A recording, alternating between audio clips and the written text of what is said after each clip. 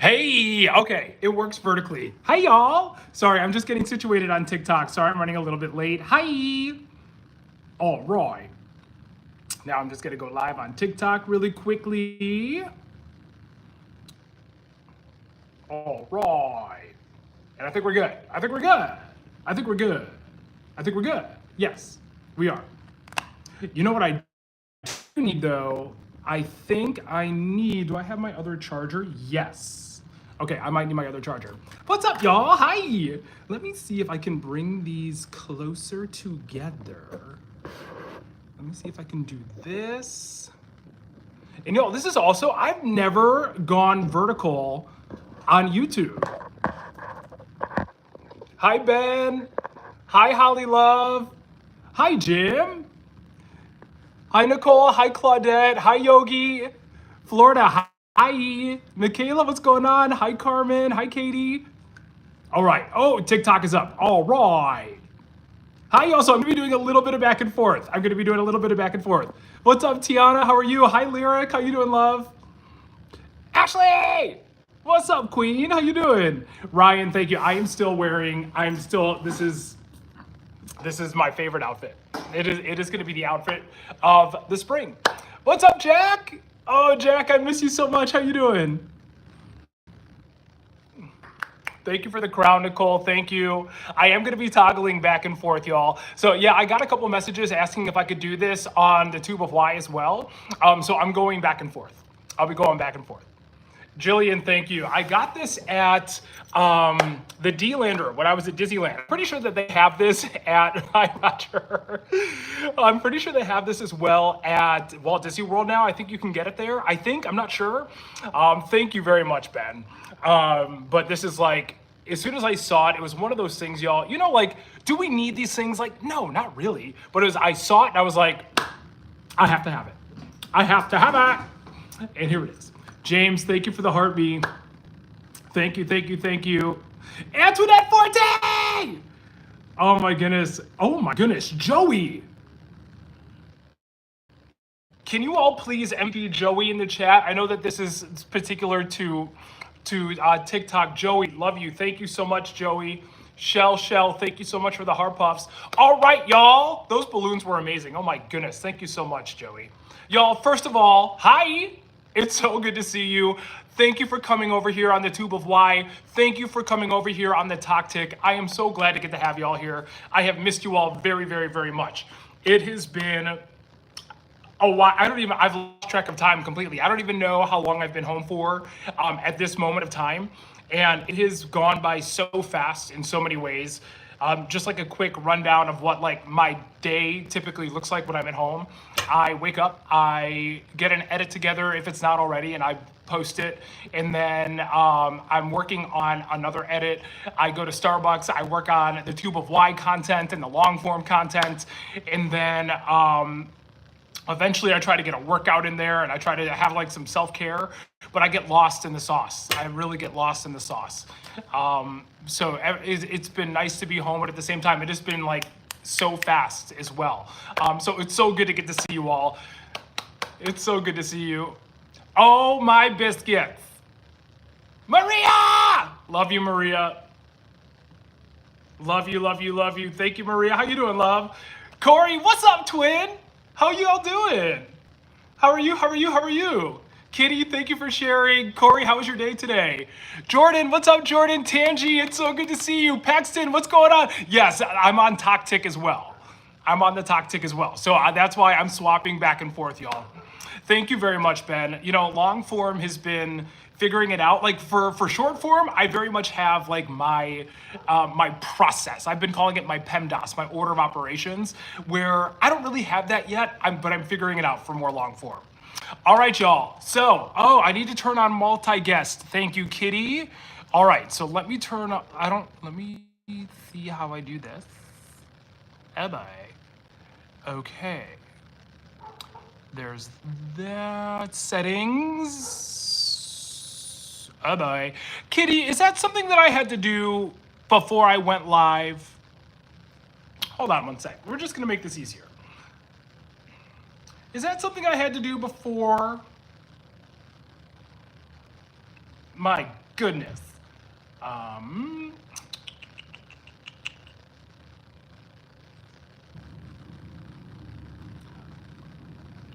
Let me see. Did you respond?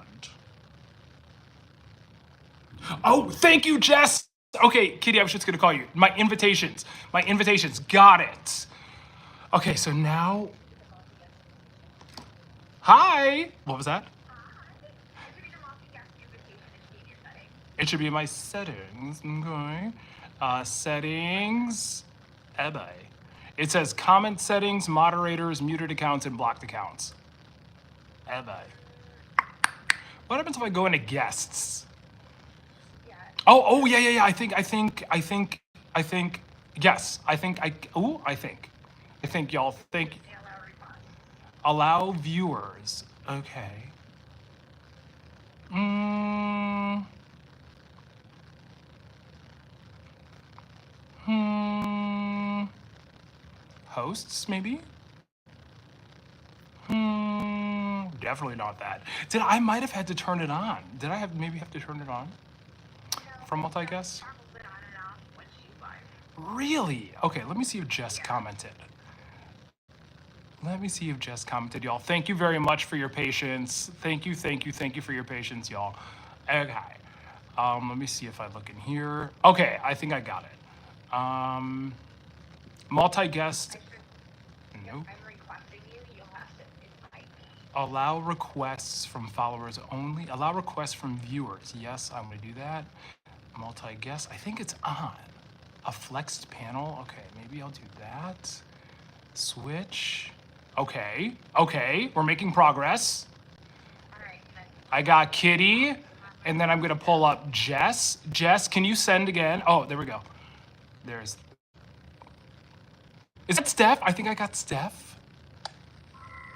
Hi. Okay, I got it. Thank you, Kitty. Love you, bye. There's Jess. All right. I'm just kidding. Hi. Hi. All right, y'all. Can we get a sleigh? Sleigh! Of course you can. Of course you can get a sleigh.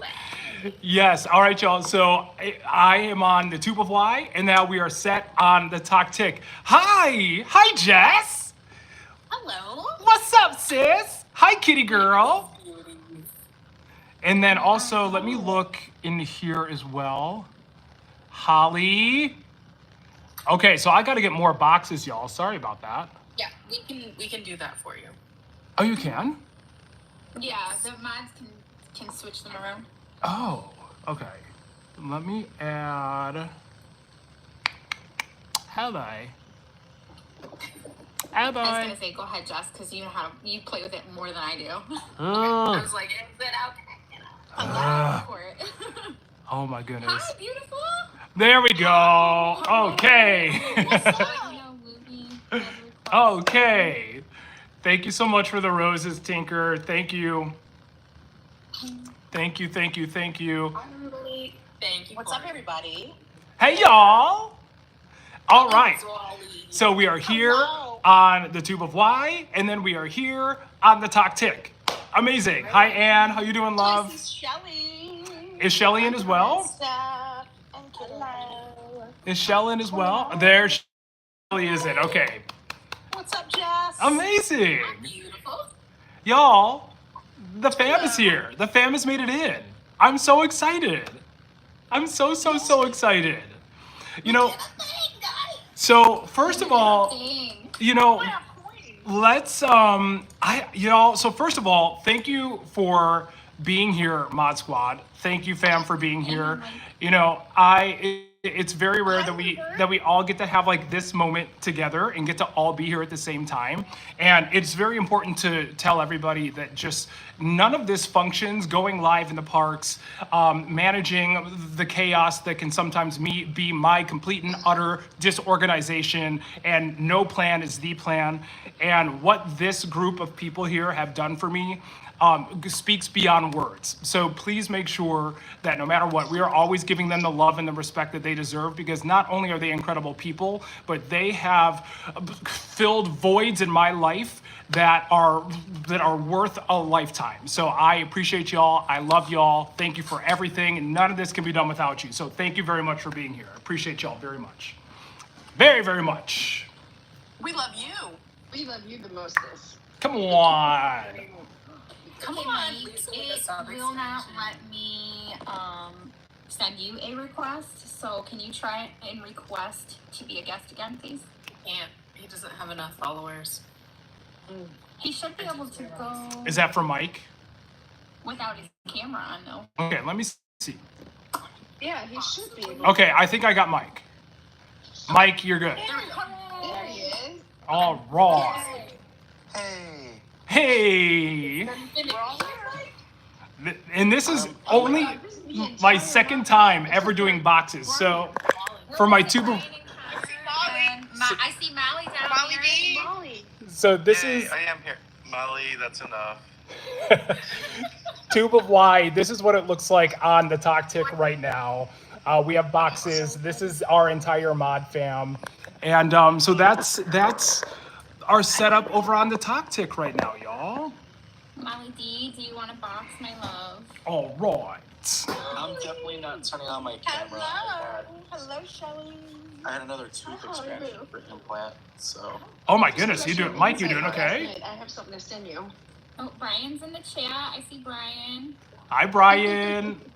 So if Brian or Molly want to come up, they're still Jump in the more pool. bottles. Oh, Lisa Estrada's in the chat. Everybody, hold still.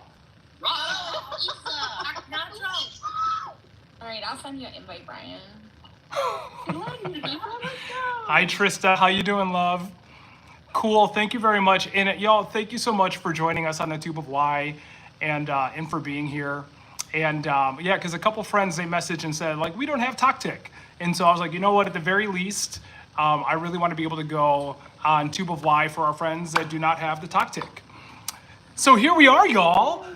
And so for tonight, biscuits, I have like my primary phone here, and Queen Kitty has been a goddess, the goddess that she is, and has fielded a lot of the questions that you've been asking us on the Discord. And then I have here a lot of the questions that have been asked on Instagram. Y'all, thank you very much for asking the questions on Instagram as well. And I like that because it keeps everything in my very, very disorganized life. It keeps everything relatively organized. So I kind of have like a breakdown of everything right here, which is fantastic. How about we get into it? Should we just go? Yeah. Okay. So we're gonna start, y'all. We're gonna start with the mods. Because where I have to find our friend that asked it. But one of our friends asked to the mod fam how long you've been here, how you came across my page, how we've been connected, and I would personally love to get to highlight that and get to everybody to get to know you all on a deeper level, just to hear how this all came to be. So, I'll let y'all go first. come on, Kitty. Cass and Kitty and I actually got we found you at like basically the same time. I feel like it was within a day of each other. Because her story and my story is very similar. So yeah, I feel like within a day of one another we found you. Yeah, I want to say it was September of 2023 that I found Jared. He was in line for Rise of the Resistance. Oh, And, Disneyland? At Disneyland. At Disneyland, yeah. And I want to say that I was probably one of the OGs anyway. Yeah. So funny side note. Connor. Funny side note, really quick there. I'm so sorry to interject. I'm so sorry. September was before, like, that was like for funsies. That's when I met Antoinette Forte, who's in here, the very first person I ever met, our very first subscriber. So that's when I was just doing it just to kind of like try it on to see what it's like, prior to like really starting November. So thank you for saying that, Mike. OG for sure. Yeah, that's when I saw you, I think. Yeah, Really? I saw you in November. You were on Guardians, Uh-huh. and I saw this random name it said Jeremy Ross Sunken. I'm like, who is this? They're obviously just visiting the park because I knew all the streamers in the park. But you were getting on Guardians, and I was like, okay, I'm down for the ride no matter what. And so I jumped in, and you. Oh my God, You Richie. got on the ride, and I think within 3 seconds, the connection went dead. It just completely went dead. MVP for Richie with the Galaxy. MVP Sorry, Richie, catch love up, you, Michelle. Richie. No problem. Thank you, Richie. But then you got off the ride, and you were all apologetic and kind of pissed. And I remember saying, you need AT&T to stream in the park. And that was how you and I ended up connecting. We started talking that day. Uh-huh. And then the rest is history. I subscribed to you. You didn't look anything like I thought you would based on your voice, but you're very cool. Thanks, sis. I was- Yeah. Still in love. It was like finding someone that had a light in the park again, because I had lost that with the other streamers that I was watching. I would piggyback off of that really quick, Shell, and to say what led me to gravitate towards watching Jeremy streams were just the positivity and overall happiness. And that says so much, but I think it says so much more about the viewers that are here right now as well. Yeah. So I just want to shout out the viewers that have stuck through and continue to support Jeremy. Yeah. I'm going to say it for him, but just as a moderator and watching this turn into something bigger than I imagined for him, like, thank you to all the viewers and subscribers. Big props to you guys. And You guys keep us alive, so that's Yeah. awesome. That could not have been We said show any up better. because you show up, and that means so much. No, it's wild. And, you know, again, just to interject really fast, when I started this, I didn't know what to expect. And like I was saying about the mods, you know, just the connections that I've got to make with so many people, whether that's over one of the apps or whether that's physically in the park itself, it has given me so much. It has given me, I don't want this to sound this deep, but it has given me a resurgence of life when I felt really, really lost. And it has given me a purpose again when I felt like I was squandering and I was confused and I was mad and upset. And what you all have done to show me that I'm in the place that I need to be and you have stuck with me through it all, again, it means beyond words. So thank you for that, and thank you for bringing that up, Mike. I really appreciate that. You make it easy. You make it easy. He does, doesn't he? Do I? Thank you for saying that. He makes it easy despite, like, the little hiccups where we don't know what the hell's going on, or, like, it's still easy, it's still fun. The because plan it's is Jeremy. there is no plan. There's no plan. Exactly. There's no plan. There's no plan. I might have to Make a chase plan him and down show and like nail him down with a text and be like, "What are you doing?" Right. What's happening? And then oftentimes it's kind of like, well, I mean, I'm Oh my god, Lisa. Level 46. 46 on the team. Let's go. Oh my you god. know what? Lisa. You know what, Lisa? I can't match that, but I can do that. Mike! Oh my goodness. Still beautiful. Still beautiful. MVP Lisa Estrada. MVP Mike. Yay. Oh my goodness. Lisa, both of y'all. Lisa. Everybody who's in the kids. I'm going to send you a hateful voice note after I get off live, Lisa Estrada. But thank you. Accurate. I love you. Mike, I'm going to send you the most loving voice notes when I get off live. Mentioned that I was the OG crazy gifter. I mean, Oh my god, Let me you were just- giving away subscriptions before anybody ever did. It was That's correct. Like, You that's get a where you got the subscription. name. You get a subscription, and you get a subscription. I mean, he reached 50, and I was all about trying to give him that boost. So Wild behavior. MVP Lori Terry in the chat. everyone. Yes. MVP Lori Terry. Thank you so much, Lori. Kat with sending the subscription. Kat, thank you. I'm going to Thank you, Kat. take some more medicine for this tooth extraction I had, so I'm going to just Oh, moderate Mike. in the background. Okay. I love you all. Love you, Mike. Thanks for popping in. Love you, Mike. No Thank you for better. thank you for popping in, Mike. Thanks, Love you. guys. Bye. Incroyable. Oh my So goodness. I did want to say, like, of the mod squad, I've only been lucky enough to have met Holly. Yes. Like, Holly and I met up in Disney World last year It was awesome. and had a great time. So I know Holly personally, but I don't know the other mod. Like, we talk all the time and I feel like they're family, but I have yet to actually put face to face, right? So I can't wait for all of that to happen. Yes. Steenie bookmarking that question. That's a great question. Bookmarking that So what, question. Jack? Oh, I was just saying to Steenie. Steenie asked something in the comments, and it's a great question that I would love to get to. A draw? Oh my god. Oh. That's great. You better, Trista MVP. Come on, Trista. Pretty.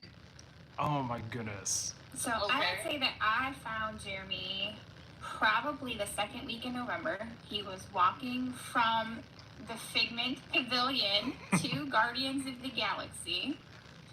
And I just came across him and I could hear his bubbly, happy voice. He was so excited. We were going to Guardians. Of course, like, he had just gotten the AT&T phone, I think. It was like within a day. Okay, so that's what I'm saying. You and I talked within, met him within a day of each other. It's true. Mm-hmm. 'Cause he And went then the I next kept day. watching. Of course, like, I was there when Mike sent out subscriptions when he hit 50. Mhm. And then the following, I think it was like a week or two later, he went to Disneyland, California. And some of the mods he did have just weren't online. Like, and there were just trolls left and right. Just, the chat was all over the place. And he's like, I wonder where my mods are. And I'm like, well, you can mod me. I can jump in and help. And I just kind of jumped in and took over the reins. The rest is history. And hence Queen Kitty is here. She became the queen. I like chip in. I found Jared through my mom, Kitty. Kitty is my mom. I found Jared and I was like, you know what? Maybe I should help become a mod and help my mom out. And Especially on those early mornings where he's in Disney World. yeah. I woke her up one time. I'm like, Mom, I need your help. Like, there's so many people in the chat. The credit card sororities were crazy. So, Crazy. Yeah. Those two are always the alarm clock, I feel. Yes, they are. Like, hey, Jeremy's live, we're going. Like, Okay, my alarm clock, because I'll miss Jeremy's text message in the morning. I won't hear my phone. And she'll be like, Cher's live! Well, also, Kitty, in your defense, there are some mornings where I wake up and I go, and it's literally, I'm like walking and posting and going, and Kitty, it's happening! So, like, in your defense, it's very that. It is very that. There are some mornings where, like, I feel like a lot of the mornings, y'all, I especially as of recent, I listen to my body just because I'm on the road for such long periods of time. And if I wake up and my body's just like not feeling it, I slow down a little bit. But then there are some mornings where I wake up and I'm like, you know what? Today is not a rope drop morning. And then I have a coffee and 10 minutes later, I'm like, we're going. So it's all very just. Again, no plan, the plan, chaos. It's very No tea, no shade. There are some mornings, like, he doesn't even have a chance to let us know he's going live. It just, it happens. That part. It's Also, And it's like, okay, maybe the night before, sometimes I know there's like a heads up, but never know which park, never know what time we're starting. See, glad you're here. We're And just it's here. like, I have to, before coffee, I have to wrap my head around which park we're in, or what direction we're headed. It's so funny when, like, all of a sudden I'm already watching TikTok, and then the next thing I know, I've got this notification: Jerendelle invites you to watch their live, and I'm like, oh, shit, live? What? Right. Surprise! Yeah. I'm awake. We made it.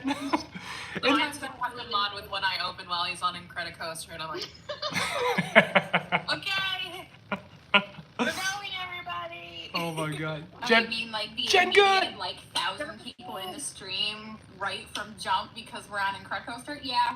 Oh my god. Yeah. And we love y'all, but sometimes the reason I'm on with One Eye Open because I just can't handle the what the sigmas. Yeah.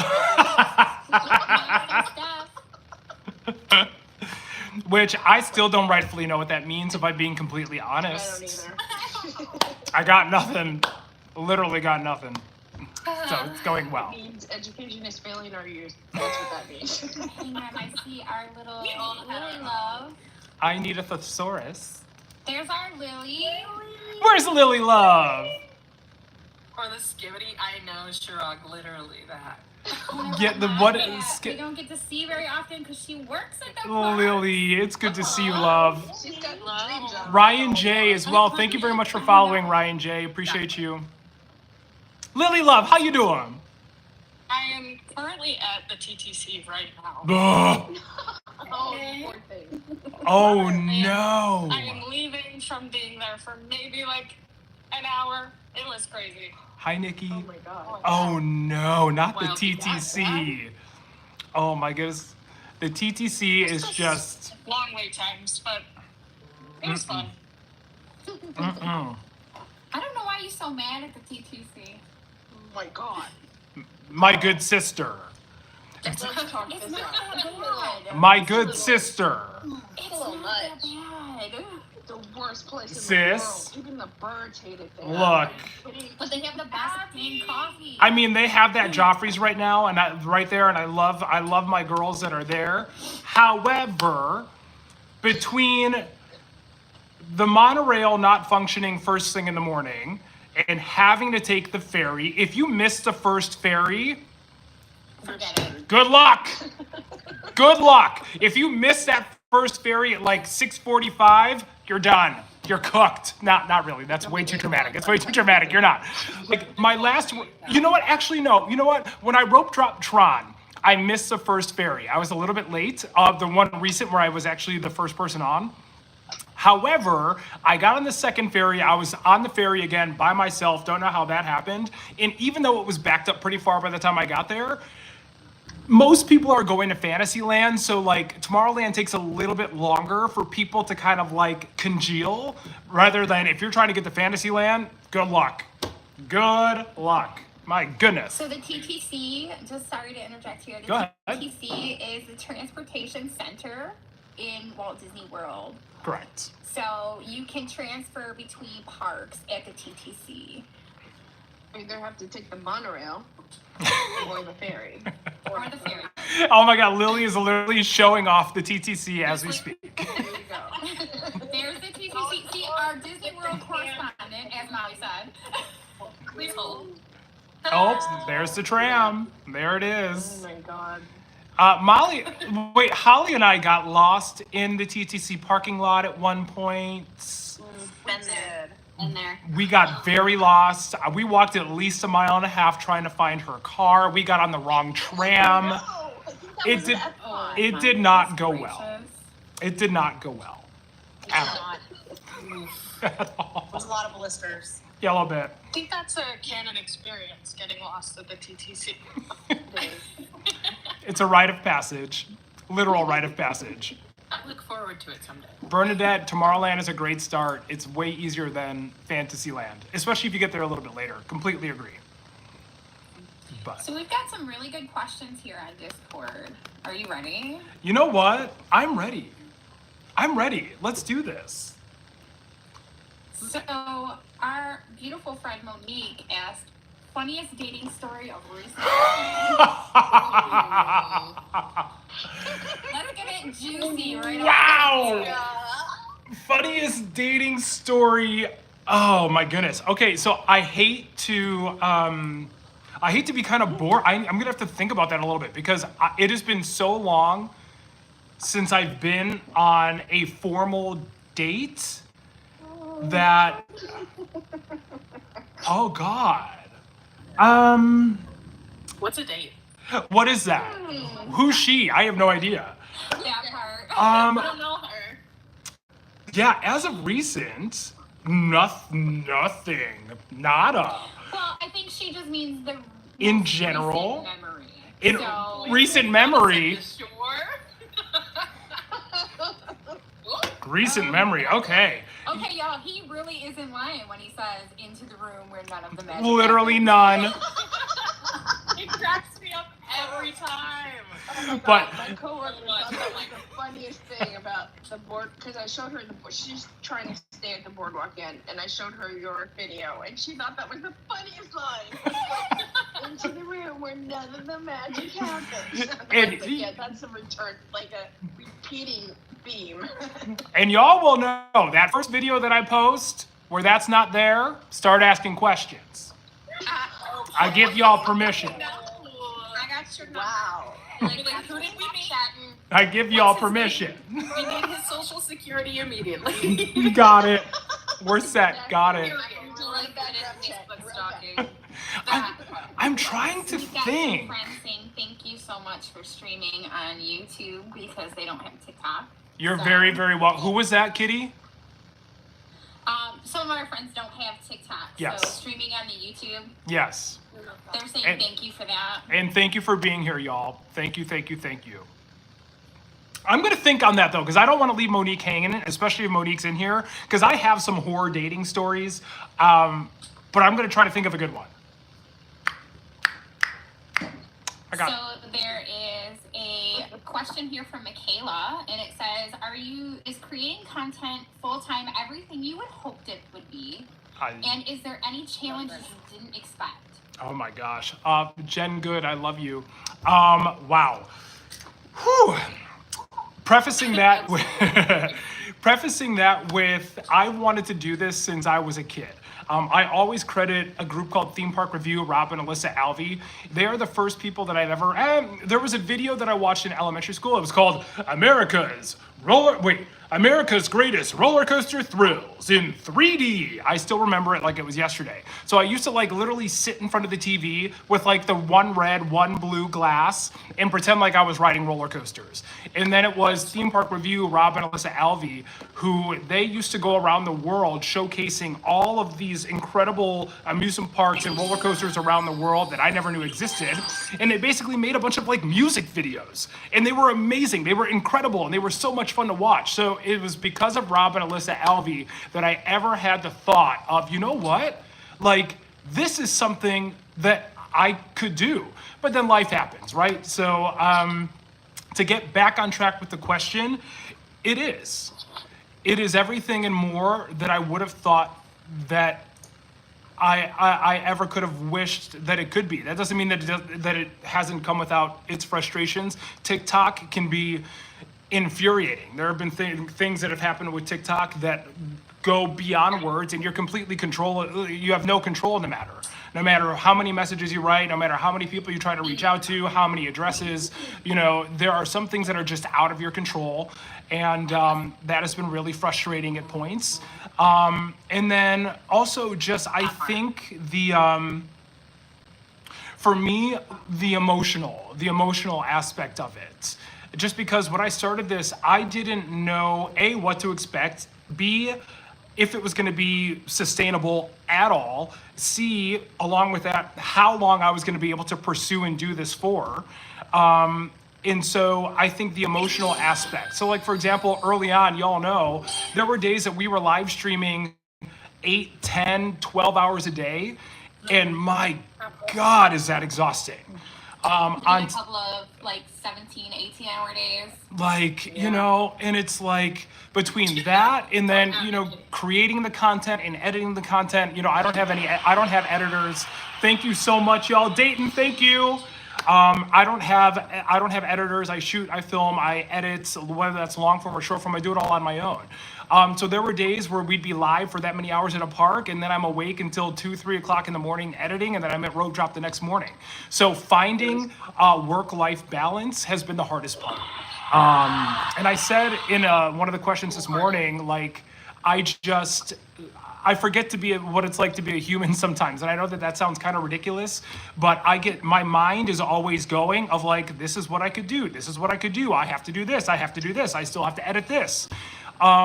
It's really hard for me to shut that off. And allow myself to be present and to like not pick up the phone and not look at social media and not edit. So that has been the toughest part, just managing the emotional highs and lows of this journey, because there are a lot, not only on the journey, but in your personal life. And then also just allowing yourself to disengage from what it is that you're doing. My heart wants this so badly, and I want this to be the thing that I'm lucky enough to do for the rest, I don't know if it's the rest of my life, but for however long as I can. And I'm so hyper focused on that I forget to just let that go sometimes. So it is everything and more that I ever could have wanted. But I'm learning how to balance that with also being present, not only for myself, but the people in my life that I care about the most. It's been a really tough work-life balance and figuring that out. So, Michaela, thank you. That's a really good question. But also, like, to give you, like, huge kudos, too, though, like, you know, there's plenty of people who have visited Disney themselves or, you know, lots of different content creators, but the fact that you have so much inspiration when you go into the park that you're like, I'm going to film it this way and put my own unique spin on it. And you're constantly thinking of new ideas to keep things fresh, keep people interested. Like, the mental work that it goes into it is astounding. Thank you. Absolutely astounding. Yeah. And Thank not you. even talking about all the technical part of it, where maybe your font is not exactly how you like it in the video, or you know, or your sound is weird, or you're trying to pick the right hashtags to put up, you know. Don't even get me started on Canva. Don't even get me started on Canva. Canva is the bane of my existence. Absolutely not. Y'all that can Canva, like, Canva at any time, and I will help you figure that out. oh my, Okay, superstar Steph. y'all better MVP superstar Steph up there. Love you, Steph. Love you, Steph. Oh my goodness. Yeah. I didn't answer the question earlier, but Please. Oh my gosh, please. being on the emotional roller coaster that sort of was there, all the emotions that I know you and I have talked about. Like, I met Jeremy at Christmas, December, in Epcot at Club Pool. But I found him probably early November, kind of mid-November. Really dark time in my life. My husband had just died really horrifically and unexpectedly. And I was looking for something. I don't know what I was, and I was just, you know, you get in the habit of doom scrolling. And I think I spent the next several weeks with Jer on the screen with my daughter, like just watching all the fun, wanting to be part of the fun.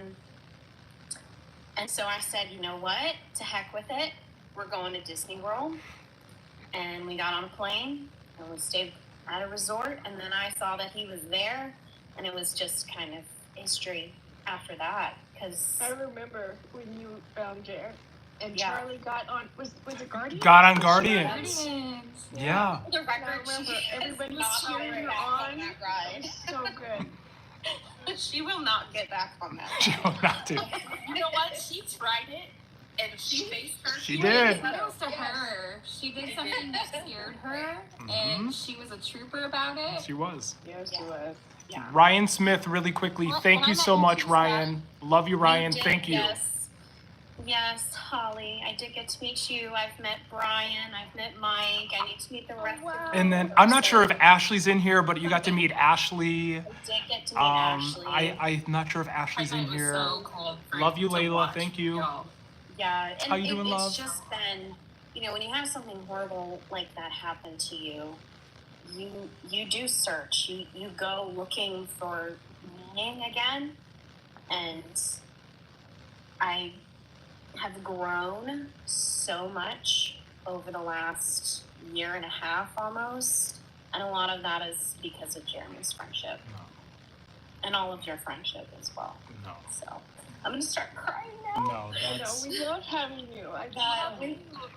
that. I feel I love kind your of story. bad because I don't mod quite as much as I would love to. Most of the time I'm teaching. while it's Because you going are on. a boss. Because you are working I know. all of the Shout out to things. Kitty holding it down.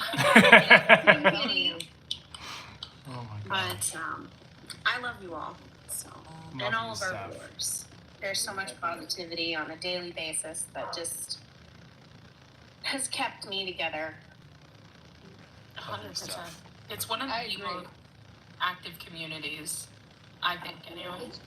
It's the positivity. Like, I don't watch Jer and ever feel like I'm just watching somebody walk through Disney. I feel like I'm in this I place feel with like I'm people hanging that out I with my love. friends.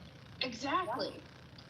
Hanging out with all of my friends, all of my besties, Yeah. watching my Oh, bestie live his best life. It's so cool. That It's means like so one much. gigantic Patricia. FaceTime, but we can only see Jer's face. I know, right? I'm not mad at it. Sometimes he forgets to flip the camera and he's talking at us like this. Literally. I have a lot of footage of him with his phone on his forehead talking to you guys. Like it's like Sometimes we get really horrible. In my defense, love you, I've Ben. yet to get to hang out with Jer in A the little park. Miami. We hung out in West Chicago, Coast, great which was question. great and a wonderful time. I still treasure it as one of my favorite memories. Still one of the best shows, by the way, between Mrs. Doubtfire the musical and then And we Message in the Bottle. Message in a Oh my Bottle. It's That still was the best thing I've ever seen on stage. it That lives was so rent free good. in my head shell all the Yeah. time. If Message in a Bottle comes near you, it's a dance piece.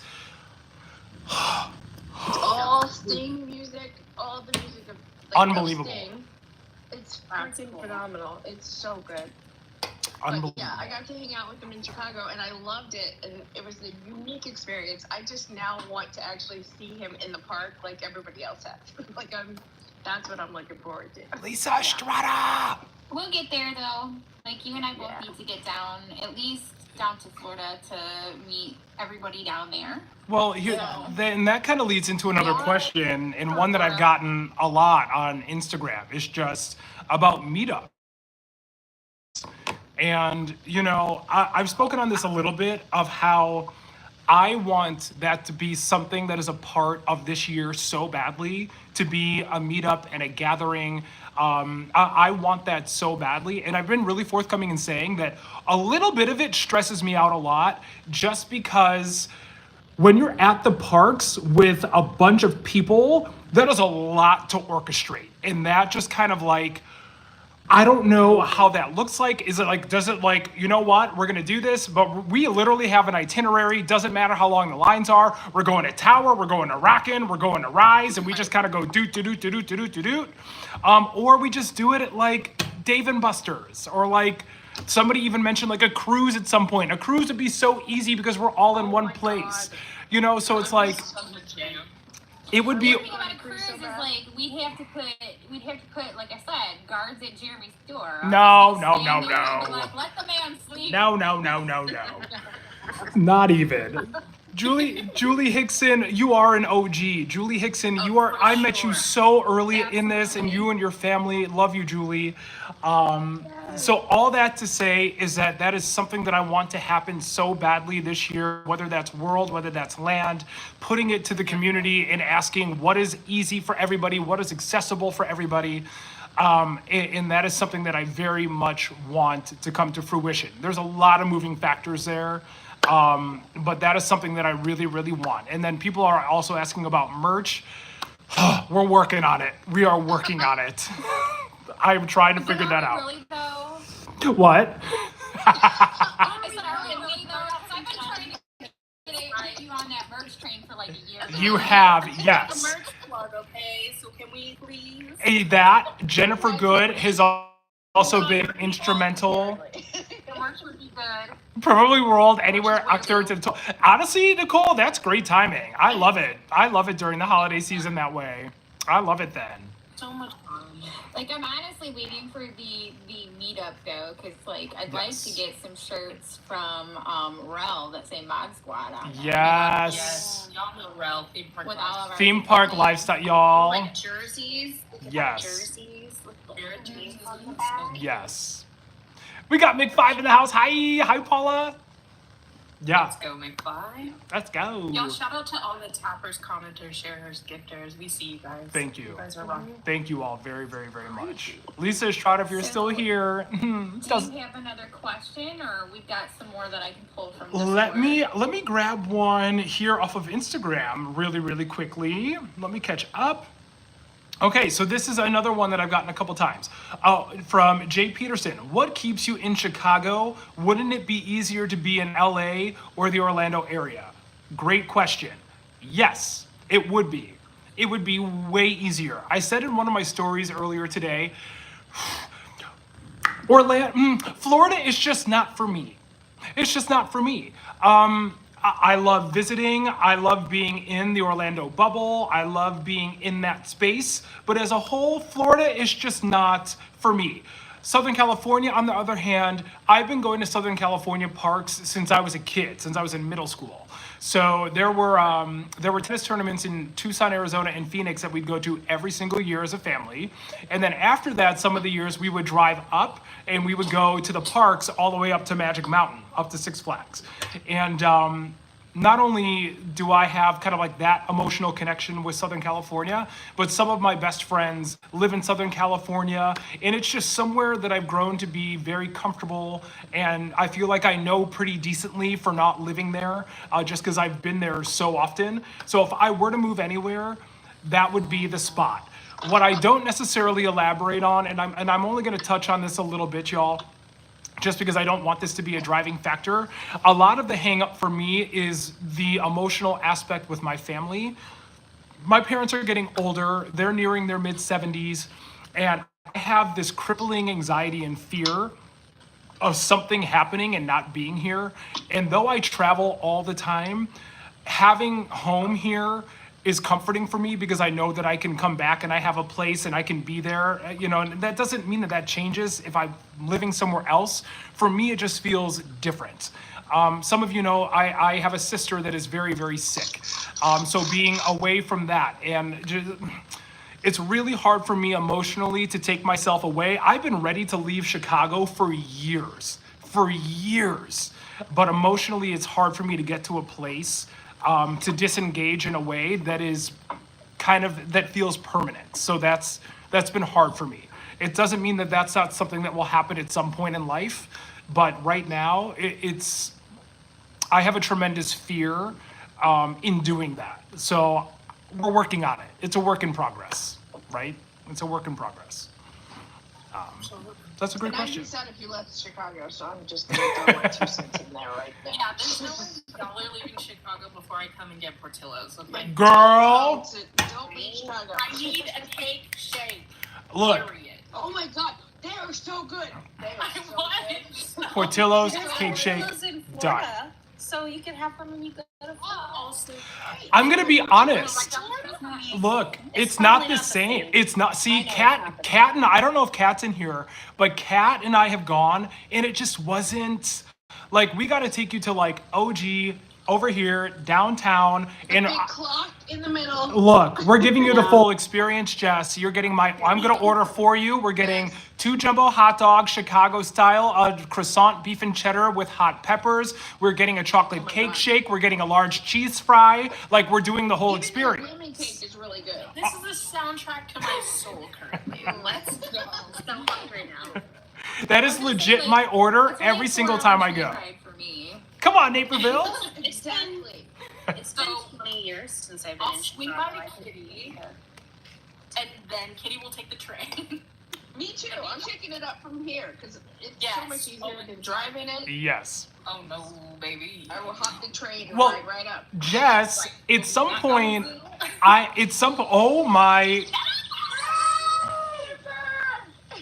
Oh, Kitty, meow meow, Leon. MVP Jen Good in the chat, MVP Jen Good. Sleepover at Jeremy's, oh God.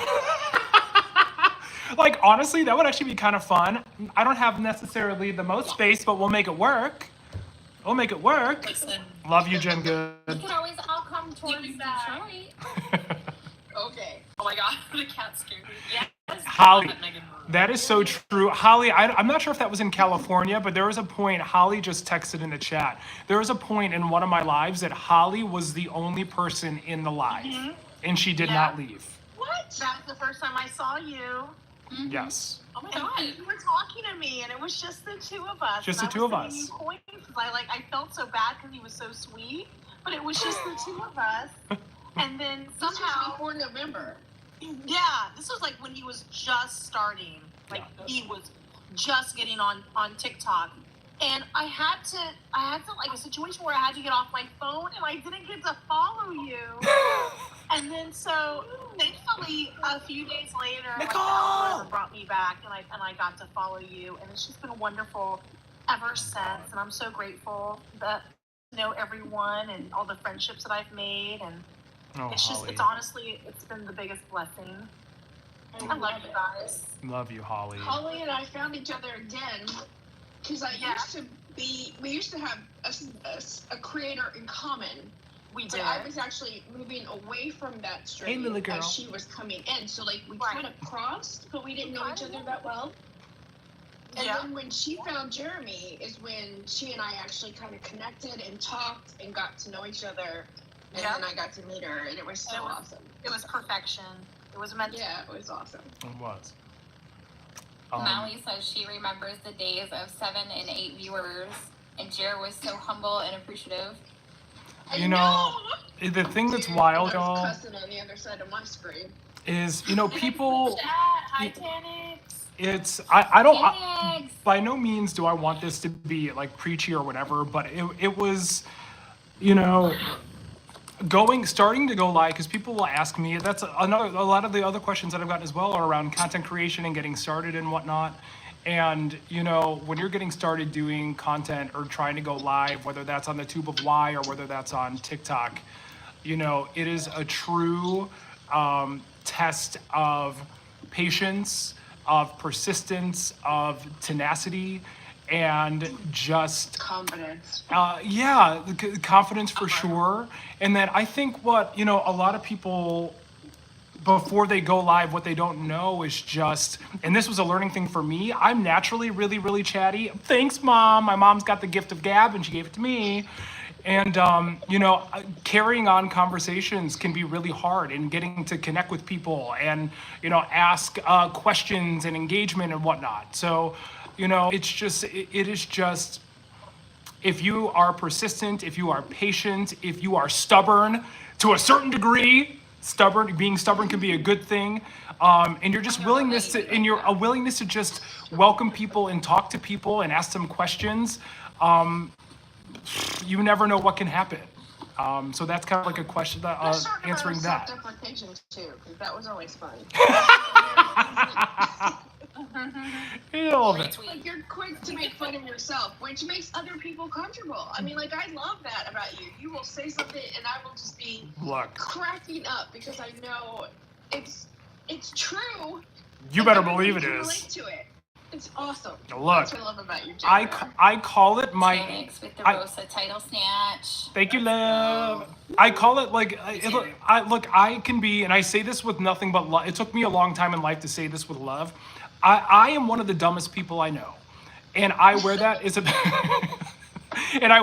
badge of honor, because I mean this with love. Because it's allowed me to embrace that side of me that is out there and weird and strange and sometimes thinks he's funny, and it's allowed me, as you've said, to make fun of myself and to allow people in on the joke to also read me to filth. It makes life so much better to not only allow yourself that freedom, but allow other people to be like, yeah, what were you doing? Like, what was that? I don't know anybody on that that note, yourself. Since we're kind of rehashing like things that have happened over the last year and a half, can we just talk about the Incredicoaster phone drop? Yes, please. Oh, snap. Y'all, And then he wrote it the same day. I was like, do you not have trauma from this already? when I tell you all, wait. look, But the funniest part to me was the fact that nobody knew what was happening. I think that was, at least for me as a mod, when I jumped on the stream, I'm like, what am I looking at? Like, what's happening right now? This doesn't make any sense. Right? I had just got on also right after it happened. Oh my I God. think it was Yeah, Brian. It was family like, Christmas oh, he dropped his party. phone.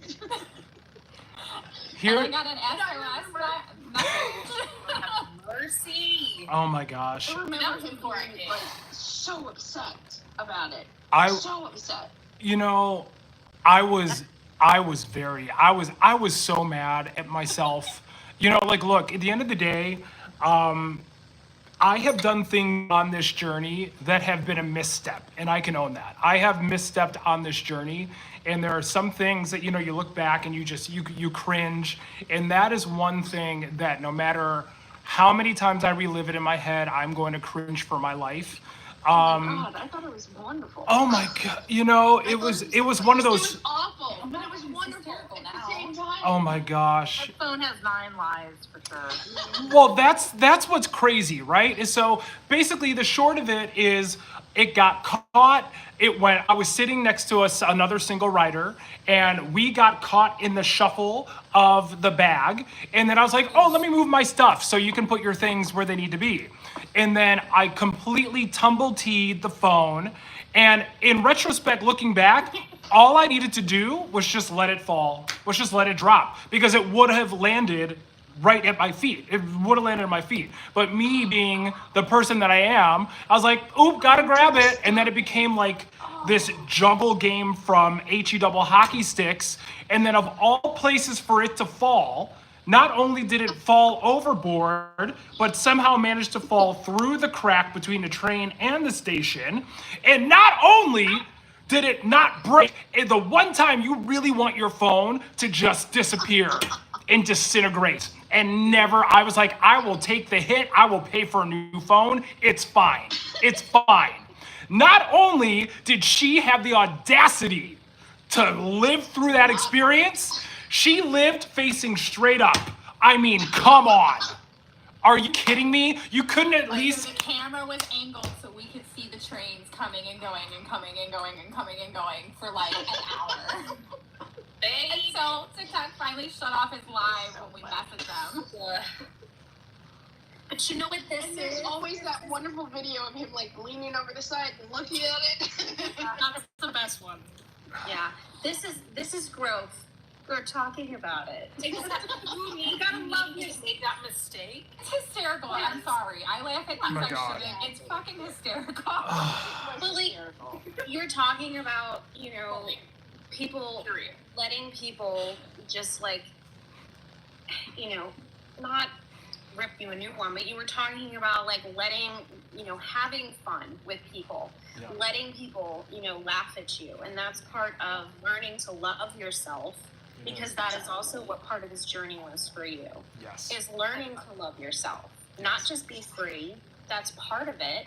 So talking about this kind of stuff and laughing about it is learning to love. It's therapeutic. I was gonna say, it is Love therapy. that little thing. It is therapy. Absolutely. Therapy, Just saying. you know? Totally, Jeremy. That was a great Like, moment. what's the plan? I was like, we'll laugh about this one day. Don't even worry about it. You know? It's not a big deal. It's fine. And then of course, you know, like I don't want to harp on this, you know. All I will say regarding this as well is in terms of just like the internal embarrassment and just not knowing how to cope with all of that. It was the bigger picture item I think at that moment as well was poop. Yep.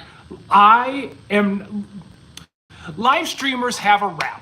And I'm not saying that that's not without reason. I'm not saying that it's not because people just choose to. You know, things happen in life. And the last thing that I wanted to do was perpetuate something of how people felt that in a lot of ways already has a lot of negativity surrounding it. So I was like, HE double hockey sticks again. I'm not gonna curse. I hate to perpetuate that and continue to make people that I don't think deserve it look a certain way just because I had an incompetent moment.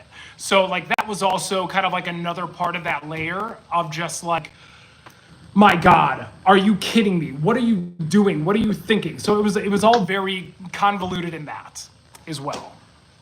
Do you guys remember the guy with the suitcase on Guardians? Yep. I was just gonna say that one. I was Yeah, not. That was a wonderful moment.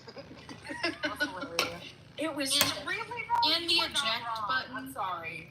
I will. The The eject- button. The eject button was a good one. Have a great night, Ryan. Have a great This night, is Ryan. Wendy's. Like, what are we doing So- here?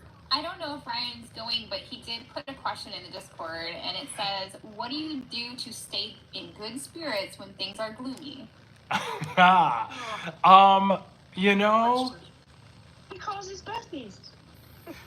that's part of it is, you know, your chosen family and who you surround yourself with, your family, your chosen family, and just keeping people close to you that you know are going to be there for you to pick you up when you don't have it together.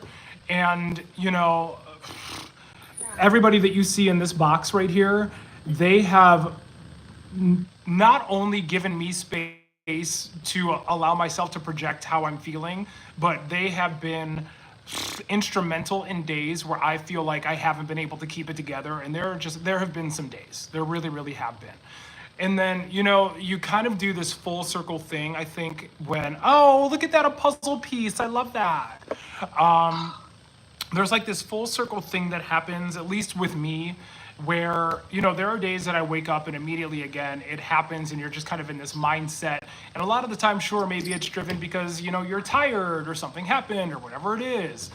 But then I give myself a moment. I give myself a moment to kind of like have my self-pity moment. But I give myself a moment. And after I have that moment and I allow myself to, at least in one way or another, whether that's to someone or to myself, communicate where I'm at, how I'm feeling, and just kind of like why I'm so frustrated and upset, I try to go into problem solving mode. This kind of goes back to sports, and I have, you know, my lifelong coach, his name is Timmer Halligan, you know, to thank for kind of like instilling this in me since I was a kid. I'm just kind of like, what goes on in here, especially as a kid with a lot of the trauma that happened in my life, keeping this together was very, very hard. And he kind of gave me this PEMDAS, this order of operations of just kind of like giving me space to feel that way, but not allowing myself to stay there, and then going into problem solving mode of how I'm going to get myself away from that spot. And a lot of the times that can look like, you know, just being, you know, like walking, getting my butt out of bed, throwing myself in the shower, getting on a bus and walking up to the gates of Animal Kingdom and being like, look where you are. You're in freaking Animal Kingdom right now. Are you kidding me? Like, take this in. Let's keep this in perspective, Jay. But like, not every day is perfect. We're human. So not every day is going to be successful in that, but that's kind of like what I want my process to be. Not necessarily trying to hide the things that are bad, but also allowing myself to be present in that, but then not letting myself get stuck there. Some days I succeed, some days I don't. Long, convoluted answer, but that's kind of how I try to go about it. That's a really good question. Well stated, and I think it highlights like the beauty of letting yourself feel the feelings, Yeah. but not letting Not them letting it. overwhelm you. Exactly, Shell. Yeah. Exactly. No, exactly. That's it. Well, and also things in the past when we used to draw, that got so competitive between me and like 3 other people, and we would just get. And then I remember one time there was someone in the live that was standing behind you in line. Yes. And was getting it right every single time because they were behind you. Yes. And I remember we were so mad. We were texting in me, Molly, and Kennedy have a group chat that we would text him and be like, "What the heck? No, this is unfair." Somebody's cheating. Because Lily, I'm pretty sure I even said y'all on Tube of Why. So basically, you know, we call it drawful, where I try to draw things and people guess in the chat, and whoever gets it right, we have like a pyramid. It's very Dance Moms. I'm Abby Lee Miller. It's very that. And there was a day, where somebody was getting it instantly. And I kind of like remember at some point, Lily, correct me if I'm wrong, where I was kind of like, is there someone behind me that's like, You did. And then sure enough, like And you turned around. and there they were. Tanner! Y'all, Tanner, first of all, Tanner is one of the first people that I met doing this. I met him and his family at Disneyland. Tanner, it's great to see you. It's been a minute. Hi. All right, thank y'all. Oh, Yes. Brian, he was just answering a question about what do you do to stay in good spirits when you're gloomy. Yeah. Okay, so another weird fact that I've seen that happen on the live was the guy dunking his head in Pirates. Oh my god. Oh, you mean the footage that made national That to me is still one of the most perfect moments that you were able to catch on film. Oh my god, that was insane. I was like insane. popcorn. You know, one thing, you know, mods, Popcorn and Tower of Terror. Oh, that's right. I Yo. remember that too. mods, Can't live today, y'all. The most outrageous. Yes, are you okay? yeah, I was about to say, girl, you good? I was just like Oh my goodness. so Hi, taken Marissa. aback by the man dipping his head in Pirates. Ryan, Everyone decided to- love you, Ryan. You know, We give up. mods, I don't know if I ever told you this. I'm gonna have to go back and look through the messages, but I got some DMs from someone, and somebody was asking very pointed. And so for my Tube of Life fam, I got stuck on Pirates of the Caribbean. I was in the back row. I was on the drop in California, looking down the drop, and we were just kind of chatting. And then there was almost kind of like this man overboard moment where somebody went like diving face first into the water, which you don't do that. Period. Let alone the pirates' water. You just don't do it. My goodness, what a safety hazard. And I caught it on video because I was live streaming. So anyway, this gentleman, perceiving that they are a gentleman, wrote me a pointed message asking, hey, this pirate, did that happen on this day and this and this? And I didn't respond. And then I got another scathing message, I'm gonna have to find it, being like, you know, like for you to do that and to post it, you know, that's in really poor taste, you know, that's really tacky. He had some more choice words for that. It wasn't necessarily that nice. It was way more pointed than that. So I was like, this was the person. This was for sure the person that did He it. was probably like, you caught my lowest moment on camera. Literally. I legit would have asked him then, why were you dunking your heads in Pirates of the What were you Caribbean? trying to do? Correct. What were you getting? What the hell? He was getting an amoeba. Like something. My And it's not even goodness. the water. Like, the water is, like, obviously awful, but, like, being in the Disney World scene, like, there are mechanics down there that will hurt you. Yes. Rescue you. Like, Electricity, bro. Like, what is happening? Ryan, the video's pretty far back in time. It was because like goodness forbid, what if cast members couldn't see the person on camera? They start the attraction up and then So dangerous. You And know? trauma for everyone. God. Trouble for everybody. like Oh, come on. Terrible. It was wild.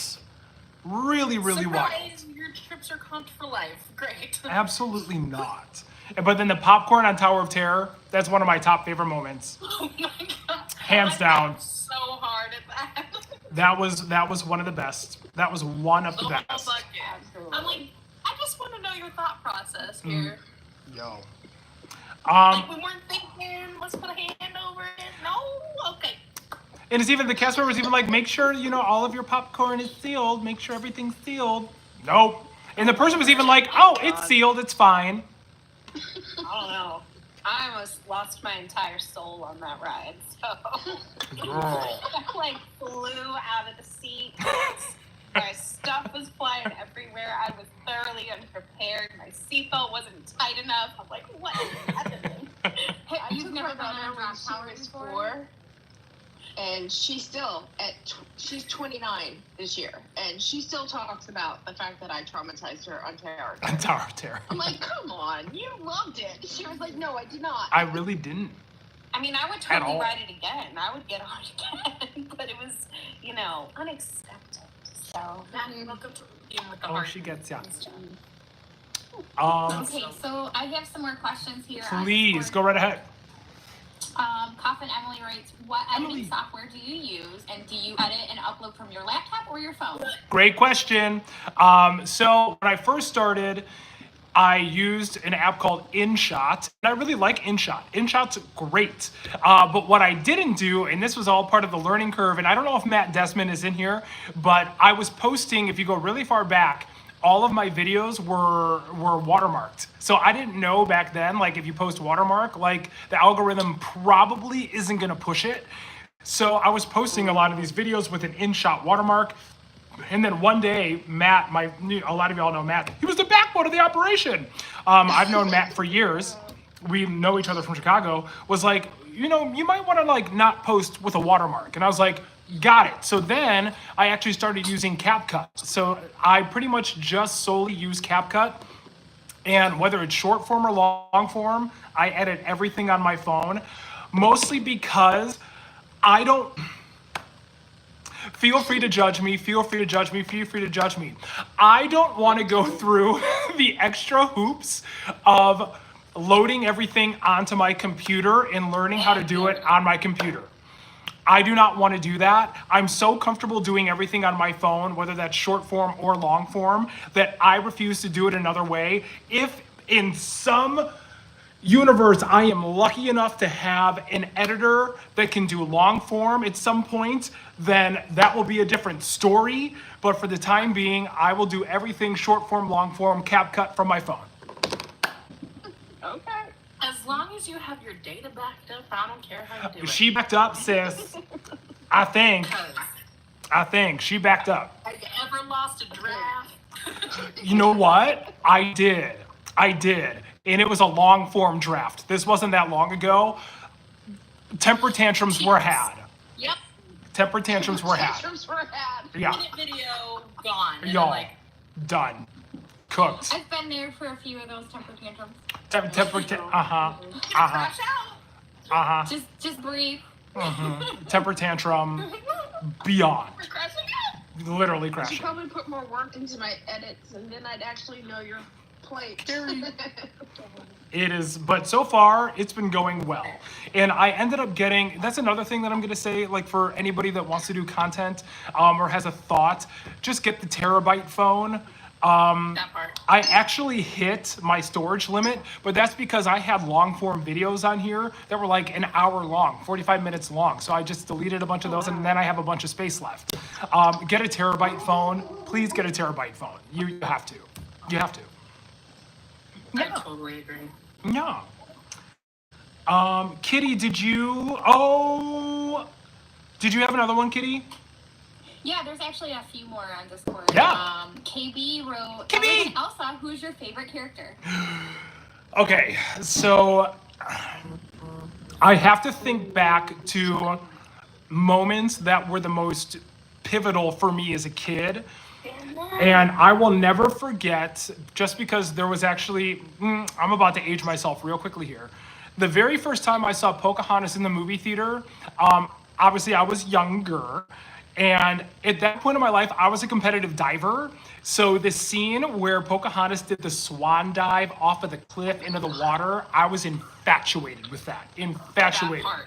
And then also, I'm not going to necessarily touch on this yet, but when I got to watch Pocahontas, also when I saw the movie, the film broke. So this was back in the day when there was film.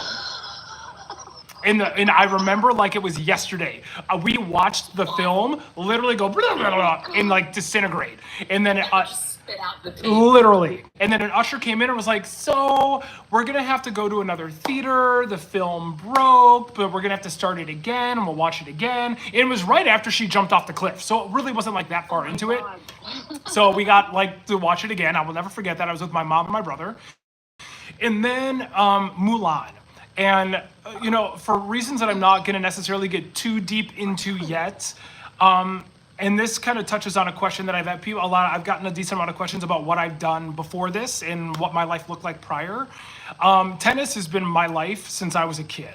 Not only has tennis been my life, I grew up in a very conservative, non-diverse suburb. So there weren't a lot of moments in my life of understanding what it looked like kind of like outside of the world that I was living in, between tennis being very conservative and very non-diverse, and growing up in Wheaton, Illinois, which was very conservative and non-diverse. So getting to watch Pocahontas and getting to watch Mulan, these were stories and narratives that I really hadn't experienced that much yet. So to get to see a hero that somewhat resembled kind of who I was, and also I'm adopted. I grew up in an all-white family. A lot of people don't know that. That was major for me, and that's kind of when I started to ask some questions about things in life. So I would have to say, aside from Elsa, who represents so much to me, I would say those moments of Pocahontas and Mulan and just being able to see that representation, that also meant a lot to me at a young age as well. That's crazy. Yeah. Okay, so I did not. I'm just gonna honestly. I wasn't aware of the Pocahontas. I knew the Pocahontas part. Mm-hmm. But the Mulan part. Yeah. I wasn't aware of. But then when you put that together with Elsa, it's almost like it's full circle, right? Because those two were the beginning of that empowerment. Yes. And she kind of encapsulated all of that in her character. So that's pretty cool. I love that. Yeah. I was gonna go with Max. Like when they asked that question, my first thought was Max. Look, Right. it's like no, Goofy movie, yeah. it's no. I'm very vocal about Goofy movie being one of my favorite movies of all time, and that's never going to change. Max, We see eye to eye on that. yeah. Straight up. See what you did there, girl. See?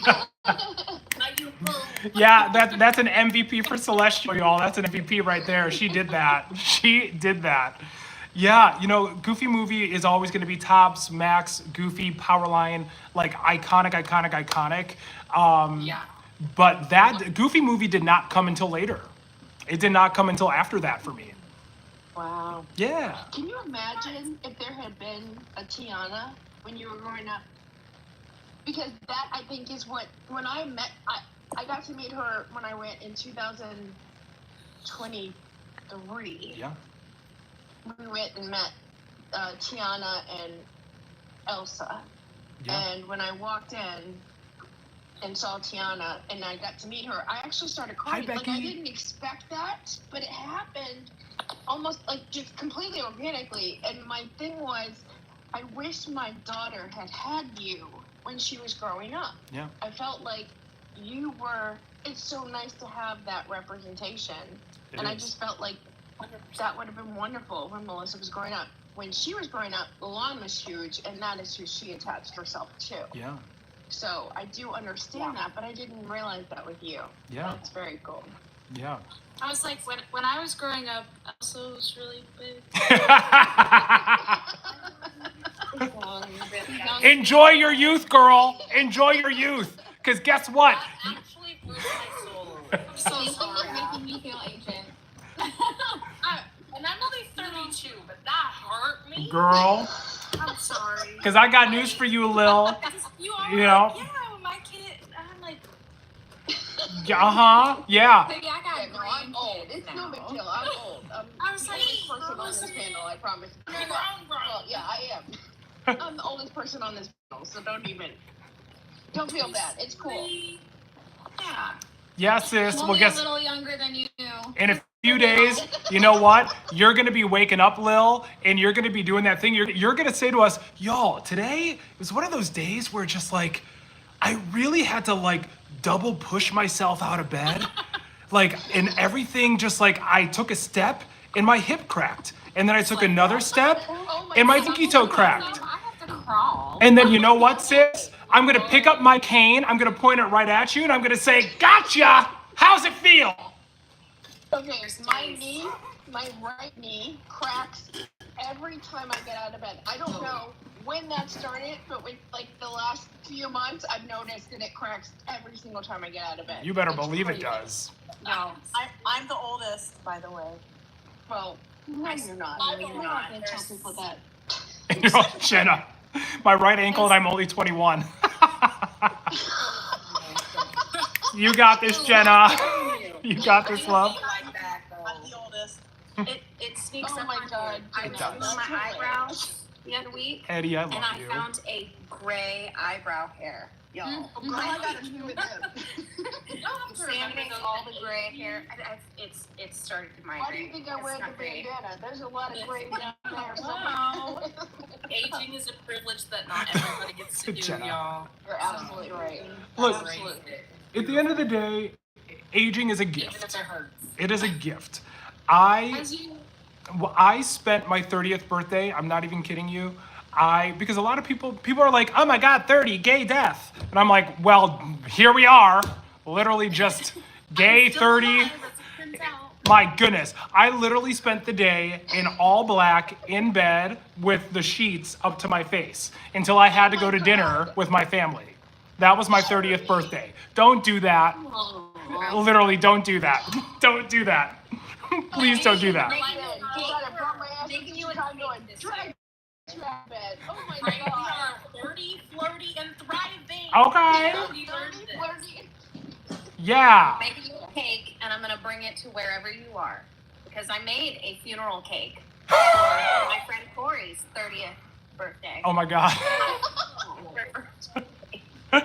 Right, Liv says we need a redo. Yes.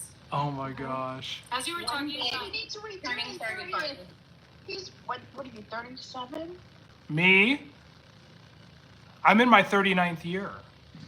I haven't turned 39 yet, but I'm in my 39th year. just like No, you're not. propaganda. Mhm. July. He'll be 39. Yeah. Correct. But it's like you're not 39 yet. Not yet. In July. You, Okay. not That's cool. It is approaching fast. It's coming real quick. That's the other thing. Yes, on birthday. That's the other thing. Time doing this has gone by so fast. That's all I'm gonna So say. fast. Time has gone Hi, by. Mitch. Hold the phone. What's happening? Mitch! Mitch is another one that, first of all, Mitch, What's happening here? in the chat, Mitch is another one that has been on this journey for a long time. And I have to thank Connor. I don't think Connor's here, but back in the day, Connor, when I was like really getting my feet wet at Magic Kingdom, Connor was kind of like, you should do this, you should do this, you should do this. And that led us to the Magical Friendship Fair where we first got to meet Mitch, who's in the chat, who was a dancer on that stage. So hi, Mitch. We love Mitch. We love also wanted Mitch. to be Mitch. Like, Our I other love OG, doing I that. don't know if she's here or not, Antoinette. Antoinette is here. Just resubscribe to the new subscriber. 17th month. Month. That's iconic. That's insane. Antoinette Forte, y'all, my OG subscriber, the very first one, the first person I met. Wait a minute. Jimmy. What? I didn't do anything. Yes, it did. It did the love fly. That's a level 50 Steph. exclusive gift on your team. This, level 50 exclusive gift. On your heartbeat. Okay, Steph. Can you all MVP Steph in the chat, please? Oh my biscuit, Steph. Love you, Steph. Love you, Steph. Steph, can you tell me really quickly when? Oh wait, no, I'm gonna message you that privately. Stephanie. I'm gonna message you that privately. Stephanie, your love for Jeremy is part of why I have wanted to meet you so badly. Because I'm like, as much as she loves him, we have to be friends. Like, I have to know her. Yes. It's kind of like you and Lisa. Like, I'm just like, I have to know them because they love him. Well, and that's why we are, Choice. Y'all are stuck with us. She's a good Yeah, member. exactly. You're stuck with us. and that's, Too, Slytherin Queen. It's so good to see you. it's good to see you, love. Well, that and like how Charlie is so much a reflection of you. Oh my Obviously, God. your husband. She's so cute. I love her. She's so adorable. She's this far away from being taller than Tall, I was gonna ask. There's Antoinette right there. I have two children that are both taller than me, so I get you. I feel that. I feel that real. It's coming. It's coming and it's gonna I'm happen. short. Jeremy can tell you, I'm not that tall. You're Jared perfectly, said you're you were a asking perfect me height, something Shell. before Have you walked been? away. What's that? You were asking me something before you walked away. Yeah. Oh, I was asking, but then I was like, I'm gonna text it to you privately. Okay. Yeah. All right. Yeah. Just announce it to everyone. Well, part of it is, I did want to, you know what, I do want to actually take a time before I do want to get to this question because it's also been asked several times. People have been asking what I did before this. And so I really, really want to touch, people ask what I've done before this, how do I manage to continue to do this? Do I do anything else? But one thing, y'all, that I do want to mention is that I was recently invited to an event that I'm actually really, really excited about. The bittersweet, it's not even really bittersweet, is that it happens to coincide with the first day of 90s. So I will not be at the first night for 90s night. But I will be at the second night for 90s night. And essentially what this is it is called the House of Mouse. And it's an event that happens at the Caspian at Caesar's Palace in Las Vegas. And essentially, it is a evening full of just living your rock Disney fantasy on the dance floor in a club.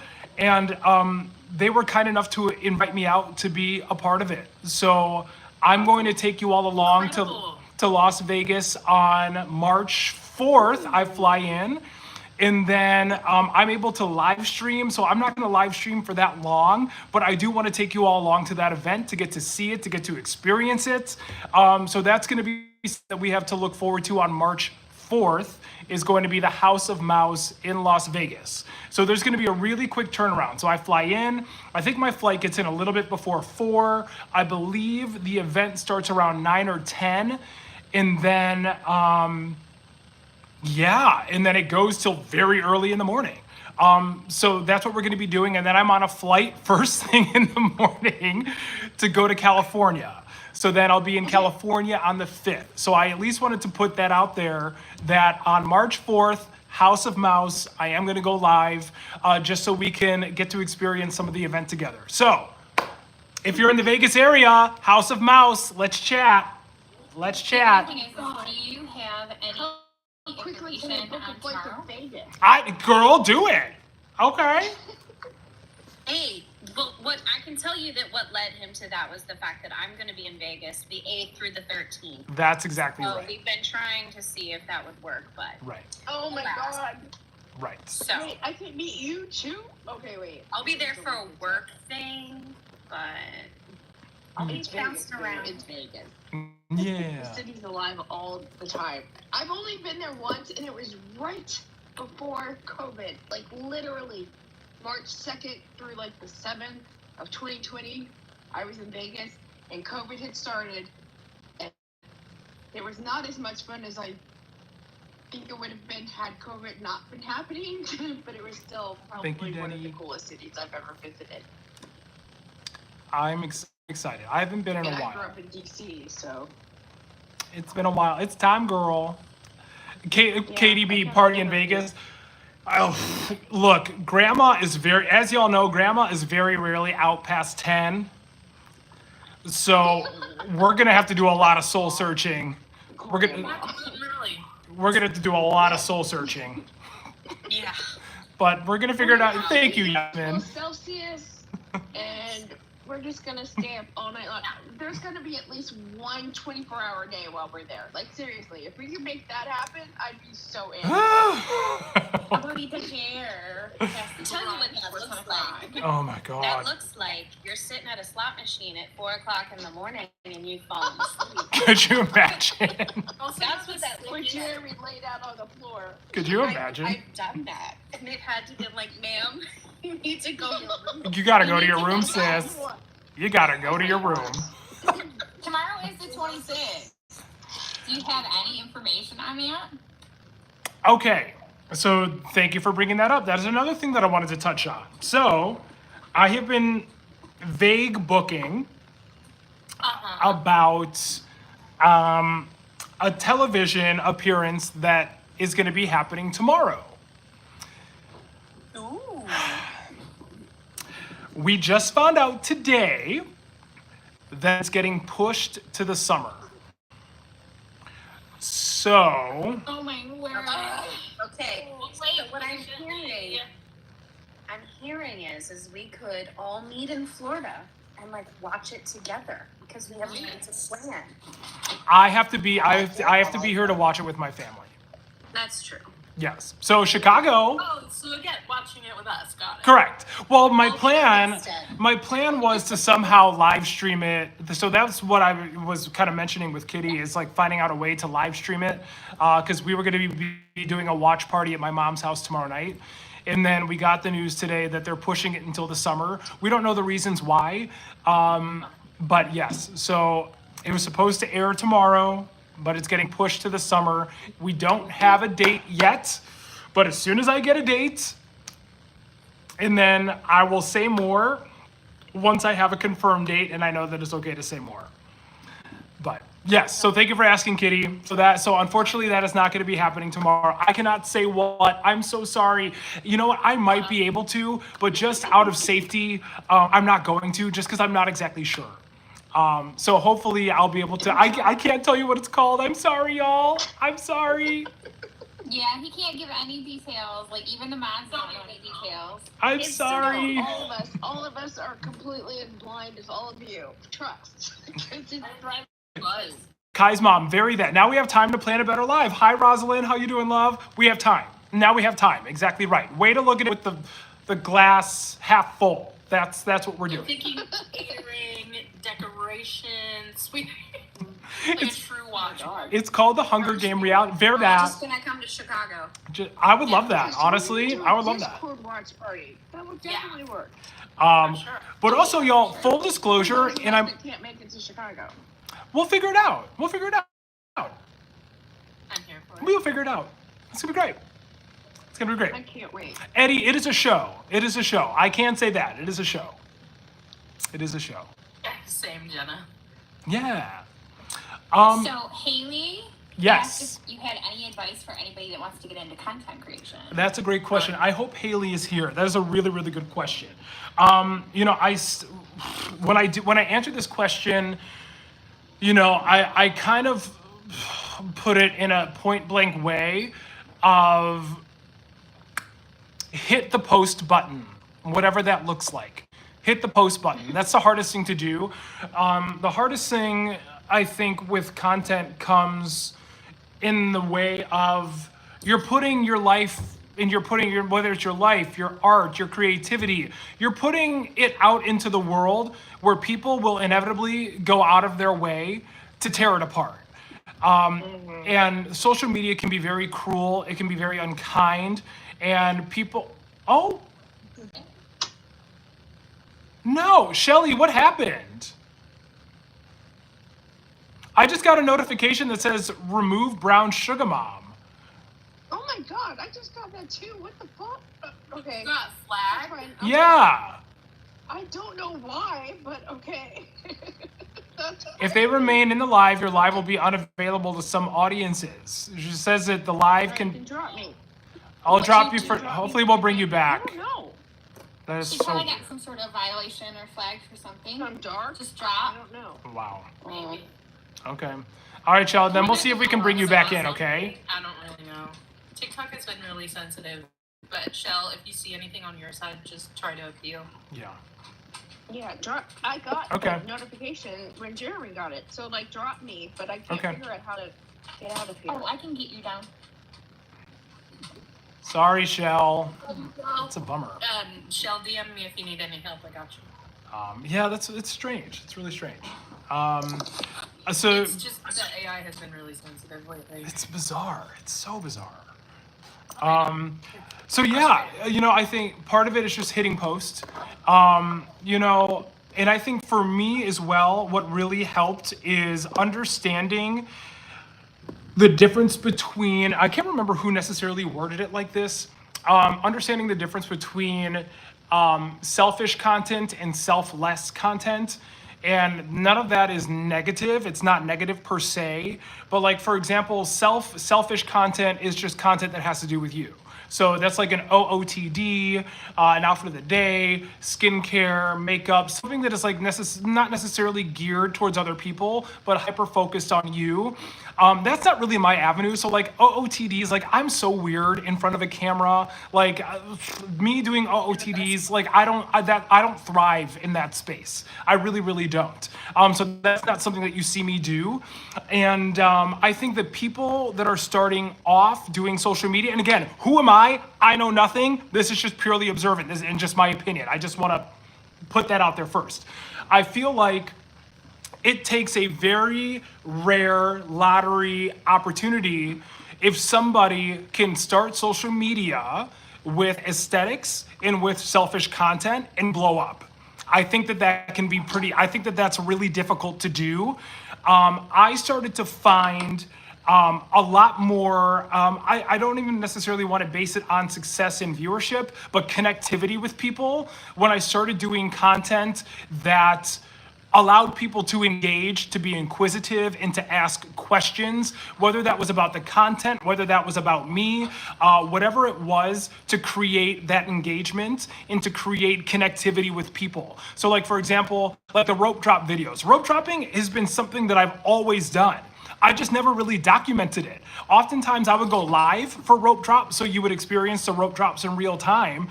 And then somebody was like, you know, this is actually really, really helpful.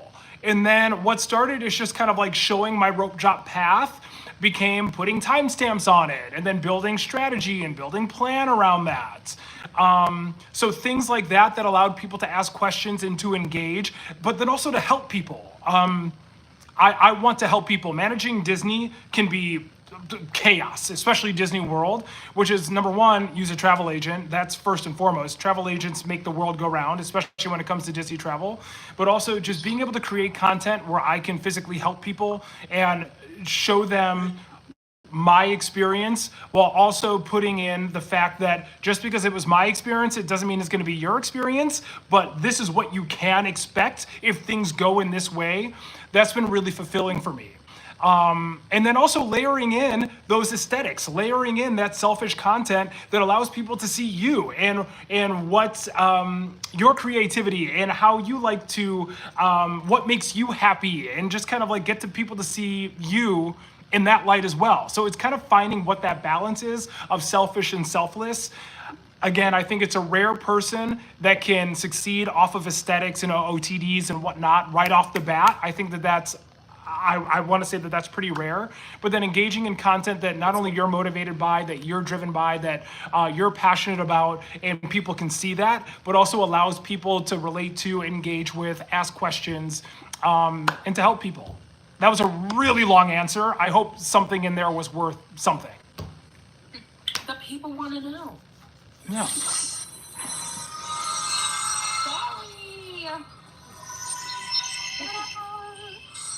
Jennifer! With the rose of Nebula. Ellie, did you just get a level up? Oh, That's crazy pants. my Jen. Jennifer! Good. Yeah, y'all. MVP Jen Good in the chat, please. MVP Jen Good in the chat. Oh my. Love you, Jen. There's your Shelly. Hi, Shell. Love you, Jen. Love you, Jen. Thank you so much. Wow. Love you, Jen. That was amazing. Oh my Does it gosh. still give you the warning for Shell? No, it doesn't. Not now. I think it was because I was outside and it was dark and you couldn't see anything. Thank you, but Ashton. I don't know. Thank you for the heart, me, They Ashton. just don't like the dark, apparently. Love you, Jen. I'll talk to you soon. I'll talk to you tomorrow, okay? Love you, Jen. I love you all, but I have to go. Good night. Good night, Steph. Love you, Steph. Love you, Chair Kitty. Love you, Steph. I'll talk to you tomorrow, okay, love? Give Charlie a big hug for me, okay? From all of us. I will text you. I love you all. Love you. Love you, chat fam. We'll be seeing each other. Yes, you will. Soon, in real life. Yes, sis. Love you. So do you have more Instagram questions? I do. You know, somebody over here, love that you recently found cruising. What's my favorite? You know, my least favorite part about cruising has been, how do you say this? Wash your damn hands. Like, let's not skip washy washy. Let's not skip washy washy. Let's remember that, you know, if you have to cough, that we cough here, right? We don't cough here. We don't project. We stifle. We cover. That has been my biggest. And look, I got so sick. I got so sick after my Royal Caribbean cruise. One of the sickest, like that I can remember. Thought I was gonna have to. I even told Kitty at one point, and Shelly thought I was gonna have to go to the hospital. I was so sick, and it was 100% neurovirus. No, you couldn't convince me otherwise. 100% neurovirus. Oh, I'm sure it was norovirus. The way Yeah, you were that describing was it, yeah. bad. Oh my god. I was in so much pain, and just like physically sick. That has been my biggest frustration with some of the cruises. Is just like seeing people just not take care of themselves and people around them. But aside from that, cruising is awesome. I really love it, and it's not something that I necessarily thought that I was going to take to the way that I have, and it's been a joy. It's been a lot of fun. Same goes for the parks. Please wash your hands. We all work there. Yes. I have to come into work. I don't want to call. Nope. Please. And cover your mouth. Or like, you know, Like, what is don't go May, thank you very much for the follow, May. Appreciate you. like proper etiquette. Don't leave the house if you're sick. If you have a wet cough, maybe like Over and be like.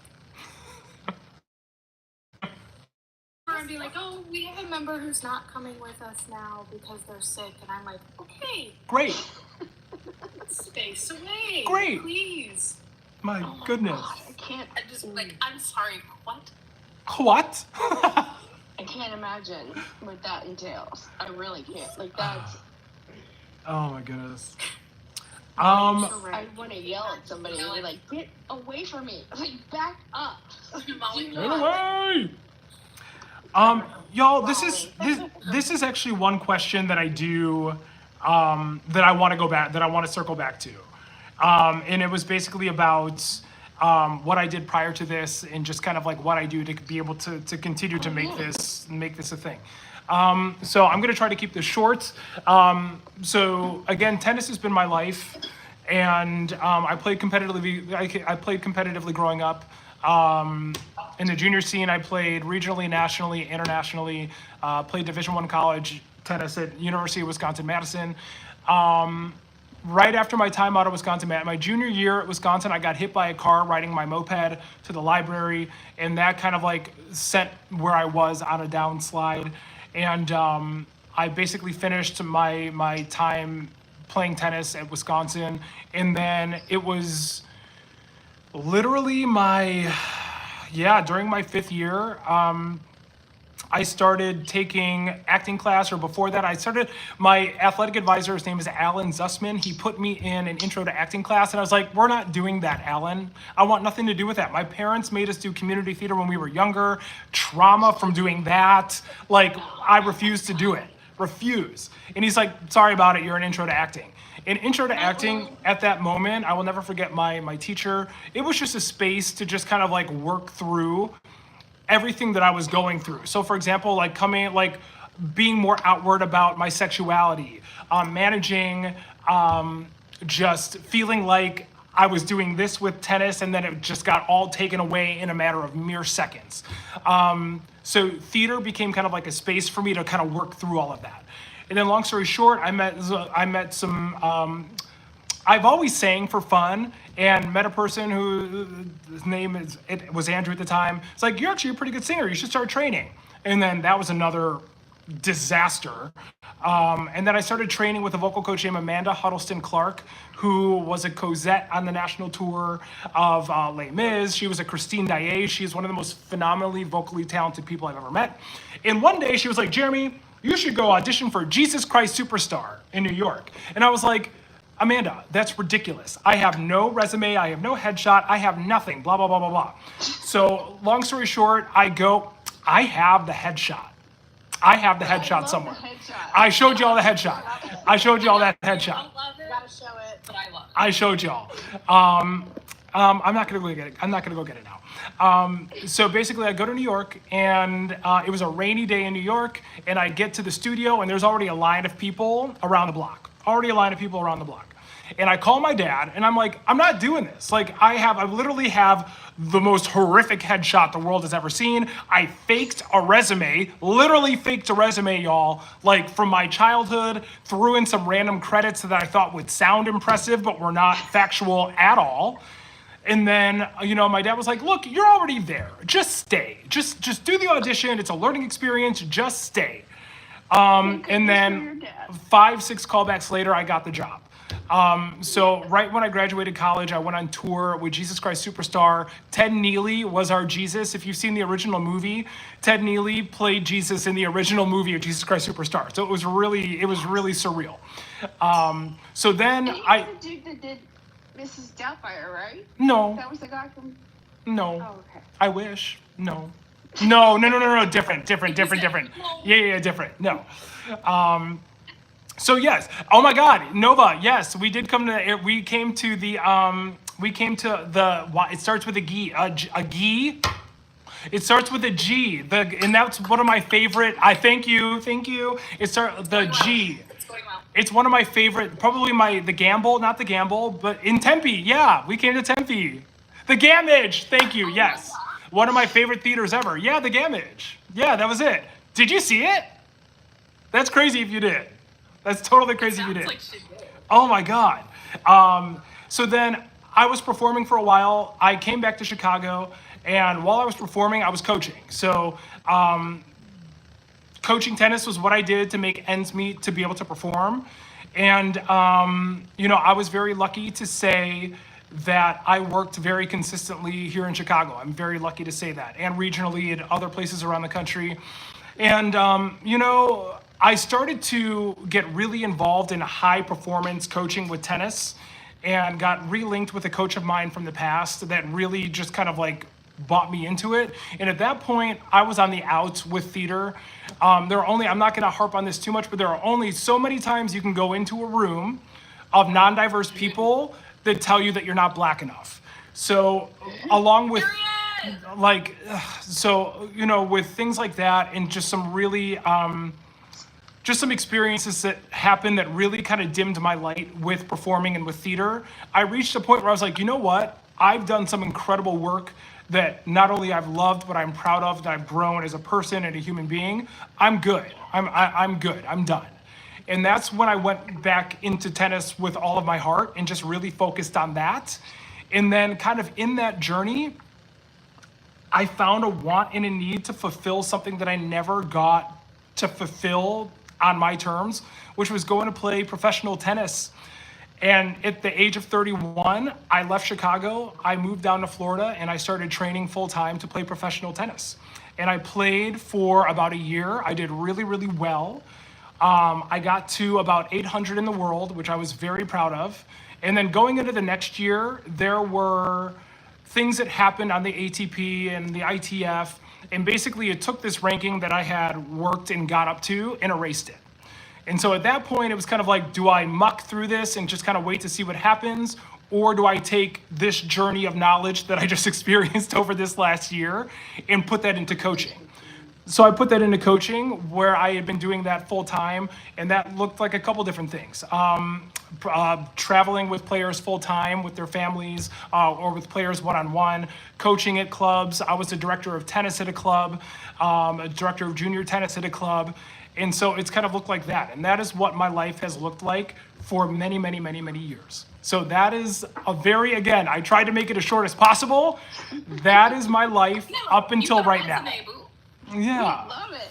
That's my life up until right now. It's been submerged in tennis, and then there was a chapter of performance in theater that I loved, and then I found my way back to tennis, where my heart has been for a long time. And then, sometimes in life you reach an impasse, and I was presented an opportunity and put myself in a place to be able to have a chance to try this. And You're Disney. yeah, and that's kind of how that happened, y'all. That's how that happened. Us. Oh my And goodness. again, it was at the perfect timing for so many of us that were like looking for a Disney streamer we loved, and you showed up perfectly at the right time.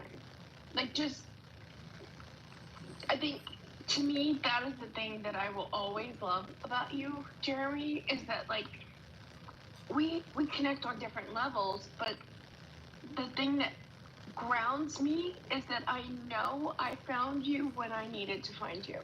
And when I see people meet you in the park and they say the same thing, I just know it's like you showed up at the perfect time. Like, we needed you, and you showed up and ready to boots to the ground, do the shit, do the work to make things everything that it needed to be.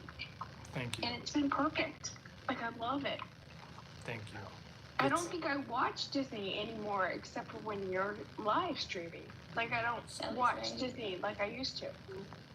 You showed up exactly when we needed you. Mm-hmm. Oh I was in a very low spot in my life when I found you. Same. That was the thing. It was like I was at the point where I was like, okay, TikTok's not going to do my Disney thing anymore the way I needed it to. Yeah. And then I found this random dude sitting on Guardians, Jeremy Ross Sunken. I'm like, who the hell is this?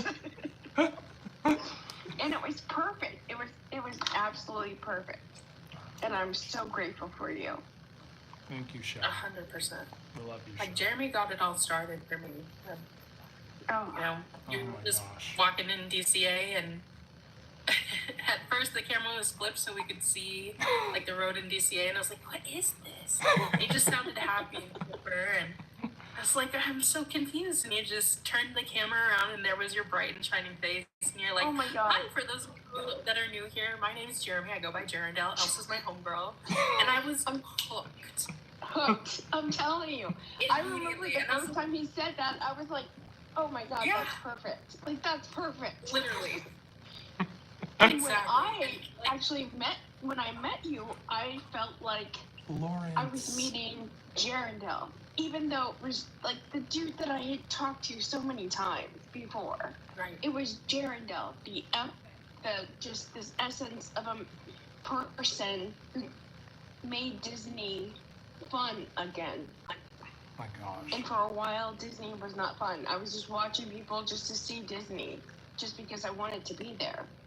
And then I found you, and it was like Disney became fun again. That means so much. I feel like a lot of people share this similar story where they found you at just the right time. And I'm telling you. You the know, mods know, but I mean, y'all know that I was You were really, the really, light. really ill.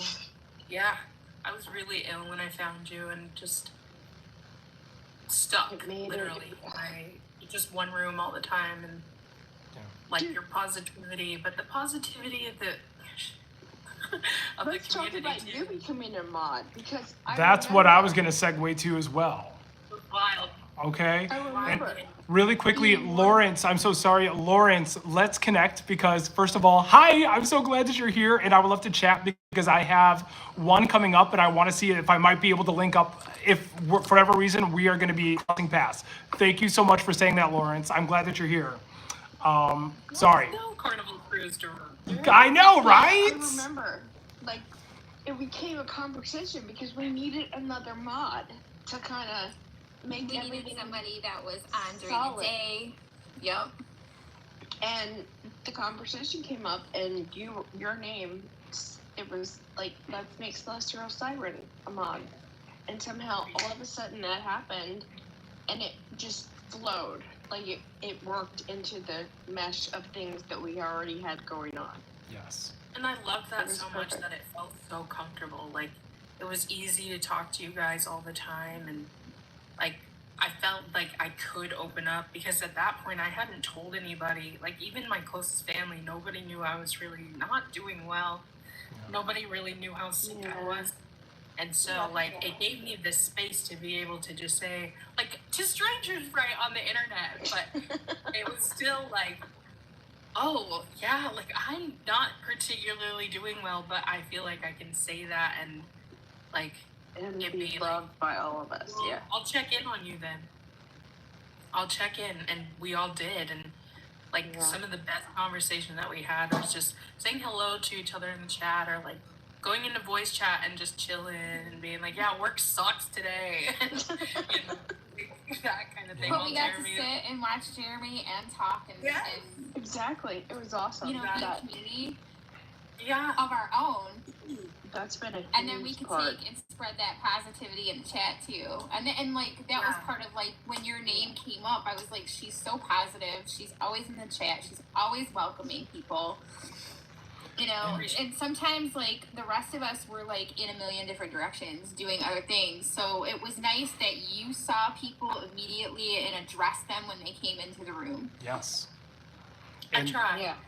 Well, I mean, It's it's not not. always It's not. easy to do, but y'all, like, No. Jeremy is one of the best who tries to answer every single comment. Oh my God. And so, like, sometimes if you feel like he's ignoring you, he really genuinely just didn't see you. And, like, being on the creator side of it now, it's hard to do unless you are constantly staying on top of it. Yep. Like, imagine holding an umbrella and your coffee and your phone. Thanks for the follow, and Amanda. Shivering, your crops are all wet, and trying to do all that for all of us. The Like, Crocs would I be just- part of the equation. right, okay. No. And this man is doing the most at all times. So we really like have upwards of 300 people in the stream and still try to make everybody feel Oh my so God. good. And Exactly. But that's. The question That came was- up in the chat of how do you become a mod. It's usually at the creator's discretion. Yeah. Just being there, supporting your creator, doing what you can to lend a hand and put out positivity in the room. But, Mine was just like, hey, you needed help, and I jumped in and just took the reins because nobody was there. yeah. And Kitty, and then that kid, you're I was always familiar. flexible, you know, there might be room As well. for mods in the future, so just hang around. Love like, you, Jim. He might tap you in. We're not always available. And that's what, and you know, it's because Exactly. you know they I work a all full-time job. It's a first it's of hard. all. Sometimes I feel bad because I listen No. all the time, but No. I can't We see see you though, all Steph. the time. We see you. So like I'm there, but I'm not really paying attention to what's happening on the screen. And Yeah. sometimes I feel so bad about that. But No. like, Kitty's You got it. all Like, have I always full-time know jobs. Cat's on it. Like Kitty's on it. You There's know? no issue there. And when I know that Celestial is in the room or Holly's in the room, like I'm not concerned, but at the same time I feel bad because I'm like I wish I could look at the screen more often. And Listen, she, we all work as a team, and like I will say, obviously, I know we call her Queen Kitty for a reason, but kudos because I'm Kitty telling does you, put oh a my lot God. of grunt to the work, a She's lot. amazing. We love her. beyond, She slays Beyond. every day, every time. It's insane. That part. And she beyond. mods for multiple streamers, y'all. Celestial being one of them as We well. love all of us. We love her And so much. you know, that's just one thing that I wanted to say just really, really quickly. First of all, y'all have been sending so much love in the comment section, and I'm seeing all of it. So thank you very much for that, and for being here, and for that love and for that spirit. It means so much, not only to me, but I know to everybody that is here in this box. And I just have to point out that everybody that you see here, Kitty, Celestial, Holly, Brian, Shelly, look, they have their shit. They have their shit and then some. And they show up in ways that would blow your mind, knowing all of the things that they have to tend to and take care of in their own life on top of taking care of themselves. So I really hope, and I know that you all see this, so I'm preaching to the choir. What they do is invaluable on top of everything else that they already do. It is insane, and I just have to say again how grateful and how appreciative I am, because they have so much going on in their lives, and they do whatever they can to not only show up for us, but to show up for me. And it is just, again, these are relationships that I never knew that I was going to be lucky and fortunate enough to have on this journey, but I now get to have for life. And that is the biggest gift that I could ask for, especially at this point where life happens. So I had to draw attention to that everything that you all do on top of already what you do, it is above and beyond. I have to say that. Dude. You're I a don't big reason think why I started content creation too. Oh my God. What's that? Yeah, exactly. He's been quite the 100%. inspiration, hasn't he? No. And it's not easy to do, y'all. When he's like No. Canva, ooh, baby. Oh my I gosh. don't do Listen, nearly I'm as tech much as savvy. you That or is Jeremy, but oh my God, I'm so just completely enamored by how much you all are able to accomplish. You know, you From your, oh my God, it's so great. no. You know, it's all been a Yes, process. with this sub extension. Come on, sub extension, Jim, love I have a lot of you. respect for you guys as content creators. Thank I you. like my back seat behind the scenes over here. Me too. Are you going on Listen, can Do you know you what a soon? struggle it was Yes, for Mike. Jess to even get me on screen in a box? Oh my God. Mike? Yes. So He's come a long way. Mike, I will most likely not be. I will try to make an appearance in the park on the 5th when I fly in to California. But chances are, after an evening out in Las Vegas and a very early flight, Lucy, thank you very much for the follow. Appreciate you. Chances are, I will not be live on the 5th, but the 6th. So that's when I'll be back. Oh, So That's another Jenna has a question in Discord. yes. She said, I'm watching this live on TikTok. Love you, Matthew. And it's too long for the chat. Remember when we saw each other in Disneyland in December and I accidentally cut him in line at Tiana's and he still somehow managed to get on and off the ride before I went up the stairs? How did that happen? Dang. How did that happen? That's kind of impressive. that's wow. Okay. How did that happen? Also, how'd you cut the line, girl? What you doing? What you doing? No judgment. Things happen. I don't know if she was like referring to maybe she had a lightning lane or something. Or Maybe. you had a lightning lane. I don't know. That's crazy. Still slayed her at the. That's what I don't know. I'm screaming. You know what? Here's what happened. Here's what happened. I know exactly what happened. I was probably with Matt, and Matt has some ailments that make doing stairs difficult. So when I do ride Tiana's with Matt, we do take only the ramps to avoid going up the stairs just to make sure that he's comfortable. So I'm guessing that could have been what happened. I had to have been with Matt, and then we just took the ramps. They take you, once you get to the merge, they send you kind of towards the exit. You wait over by the ramps, and then when space is available, they guide you down the ramps and then towards the log. That's the only way that it possibly could have happened. That's the only way that I had to have been with Matt. Yeah. And it's not necessarily dash. Anybody podcast. that has trouble walking stairs can use the ramps and or elevator Yes. and then join the queue when Correct. they get upstairs. That is correct. That is correct. Okay, so Jeremy, Yeah. I actually have a question for you. Sure. So, you've been to both Disney World Mhm. and Disneyland Yes. and ridden in Tiana's Bayou at both locations. Yes. If you were someone who had to decide which one they wanted to ride first, Yes. which one would you suggest? Disney World. Yeah. Really? Yes. It looks better to me. Ride It's Disney. longer of the two rides. I Yeah. thought Disneyland was like more. So this is kind of a layered question. I think it kind of depends on the person.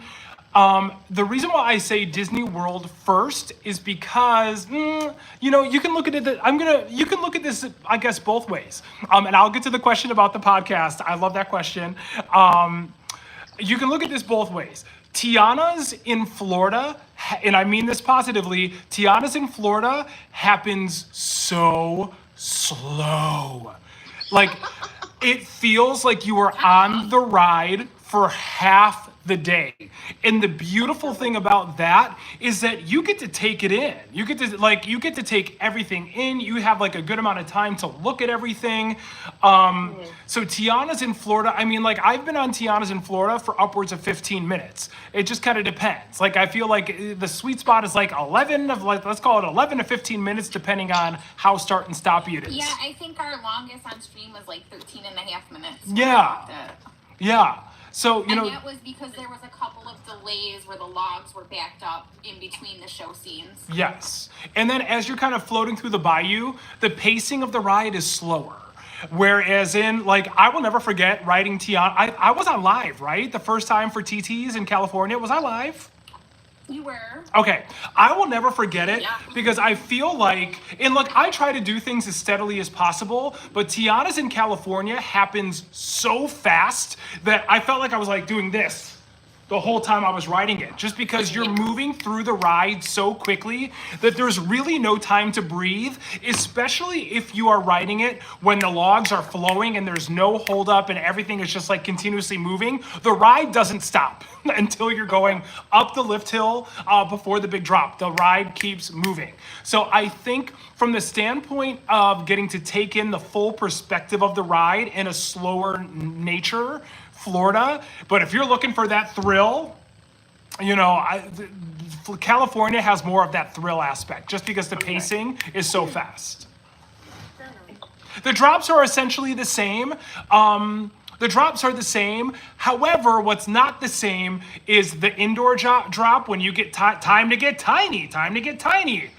California, watch out. If you're in the first couple rows, you're going to be wet for the rest of the day. There's nothing you can do to avoid that. You're going to be, where Tiana's in Florida, you kind of coast. There's no big ta-da moment inside. And I didn't know that going in, and nobody told me the first time we rode it. So when I rode for the first time in the front row and that indoor drop happened, I was like, oh, in California, it's just like, I mean, in Florida, just kind of coast. No, you get soaked from head to toe.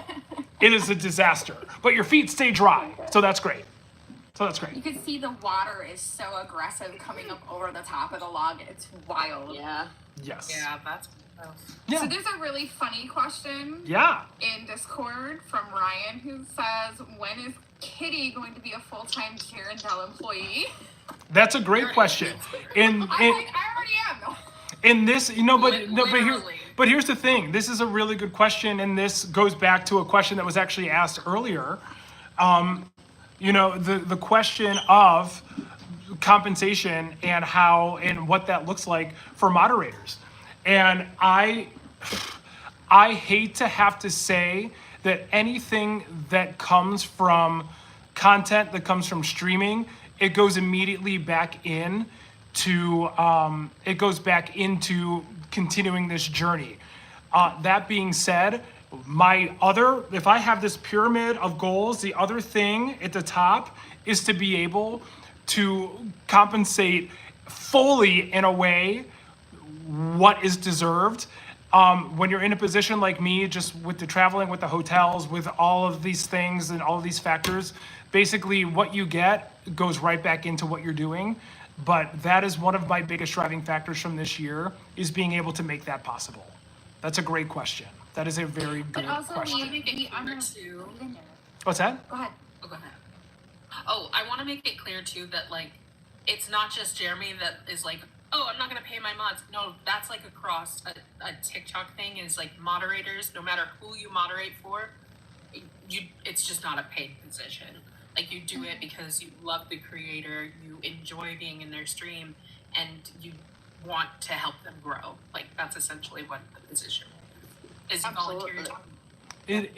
We don't do this for Jeremy's not paying them. No, but still, you know, because again, you know, for reasons that we've already said, the things that the mods have to field is wild. It's wild. And that's not only things in the chat, that's private messages they're sent, DMs are sent, people wanting to join the Discord, Kitty taking note of all of these questions. There are so many things and so many moving factors that happen. So again, that is a goal, and that is everything that I want heading into this second year, is to find a way to make that possible. That's really important to me. That's really, really important to me. That's a great question. It's a really good question. I mean, we've all said it. We do it because we love you. And yeah, Kyle said for the free Disney part, the popcorn. Of course. Yep. Of course. Hobby. I've never had it, but I hear that it's great. For me, I never would expect to be compensated. I do it because I love to do it, and I want to be there and watch my friend grow and succeed. Exactly. Oh my god. Yeah, exactly. That is why I'm okay. Like, in fact, I remember our conversation about me Natalie, being a mod. yes. You said, I was like, oh no, you said something about doing something, and I was like, no, I can't do that. I don't have mod powers. And you were like, wait, what? You're not a mod? And I was like, no, but that's because it wasn't important. Like, that wasn't the reason I watched you. So it was not. It was okay. I was okay with that. Yeah. And you were like, no, we're gonna fix that right now. Right now. Literally right now. And I have so, to. And then I became a mod.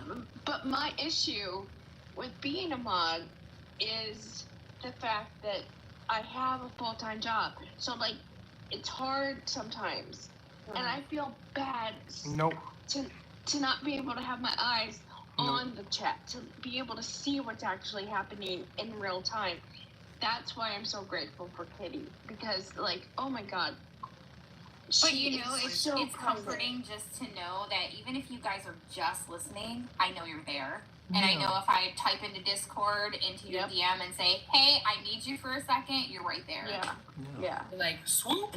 And I always have to say this really, really quickly. I always have to say this. You know, there was a day that, you know, first of all, Shelly wouldn't tell you this, but she is a coach. She is a coach and she is a parent. And there was a day where I'm going to leave out, you know, I'm going to point blank. So basically we were watching Beauty and the Beast. And at first I was kind of like, you know, I'm going to sit back here, you know, just like, you know, just from this vantage point. And it was a show. And like, if there's anything about Disney shows, late is on time. So, you know, like people will come into the show for the entirety of the show until the show's over. Late is on time. There's none of that. And so there was a moment where Shelly, where I call it, she's like literally grabbing me by the ear, the scruff of the neck. And more or less, I'm exaggerating. She was like, what the are you doing? Sitting in the back of the house on an aisle seat with all of these people walking past. What is that? Are you serious?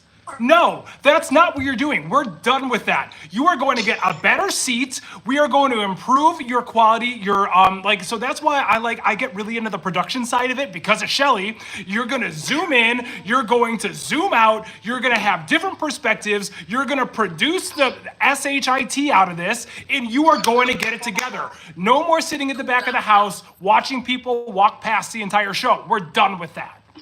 I will never forget that conversation.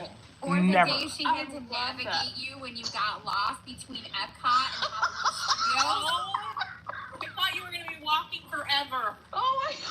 I was He's scared. messaging me, I think I'm lost. I'm like, I was like, I don't know what to do here. In my defense, Discord, like, That was one of my favorite moments. Now, I love the Beauty and the Beast William conversation because I remember it.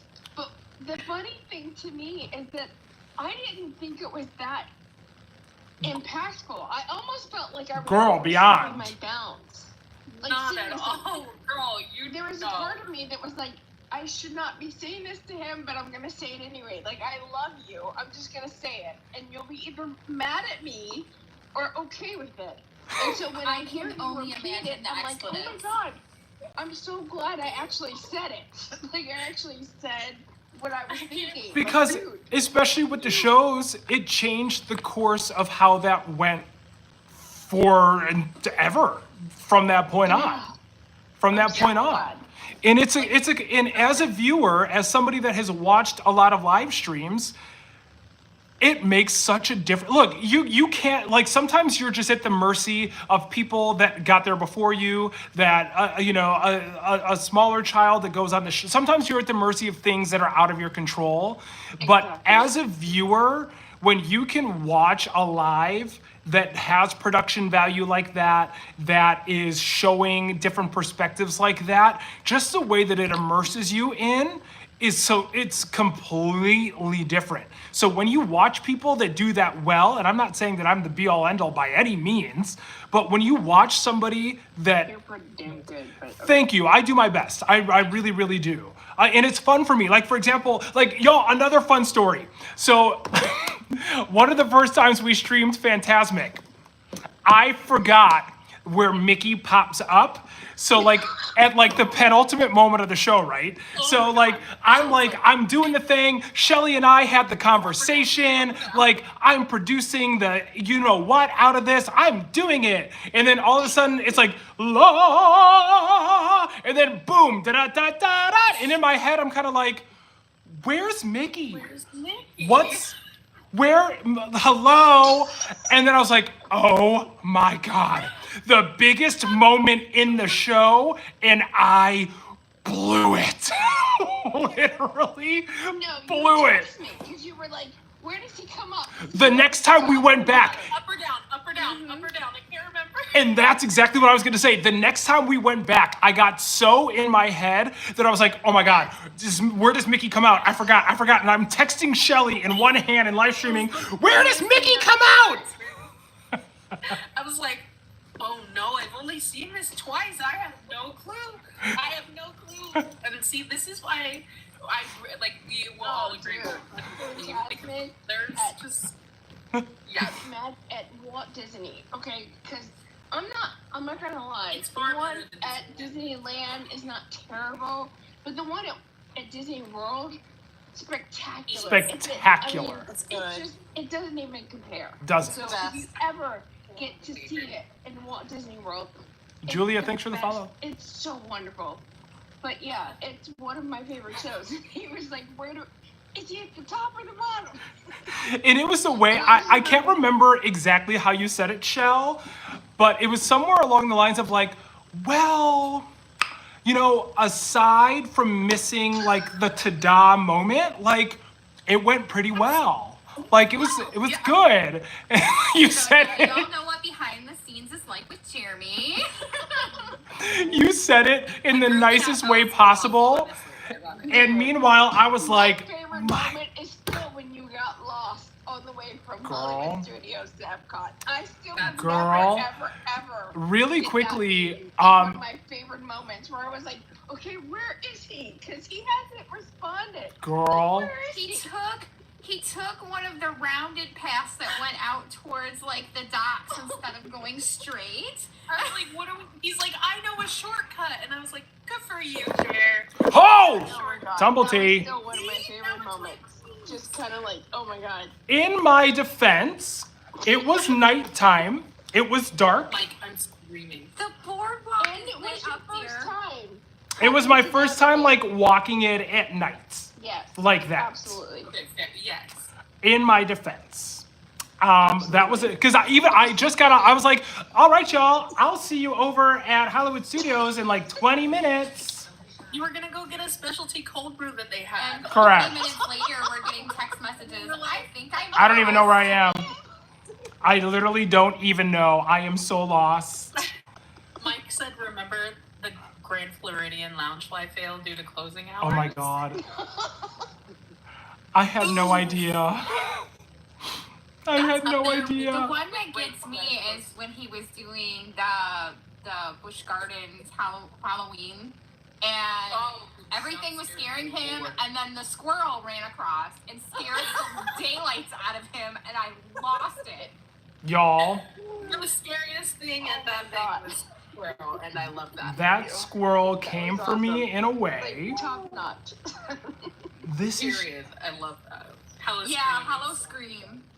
Ben also asked in TikTok on Discord, what was the first ride that made you realize you want to travel to other theme parks? That's a great question.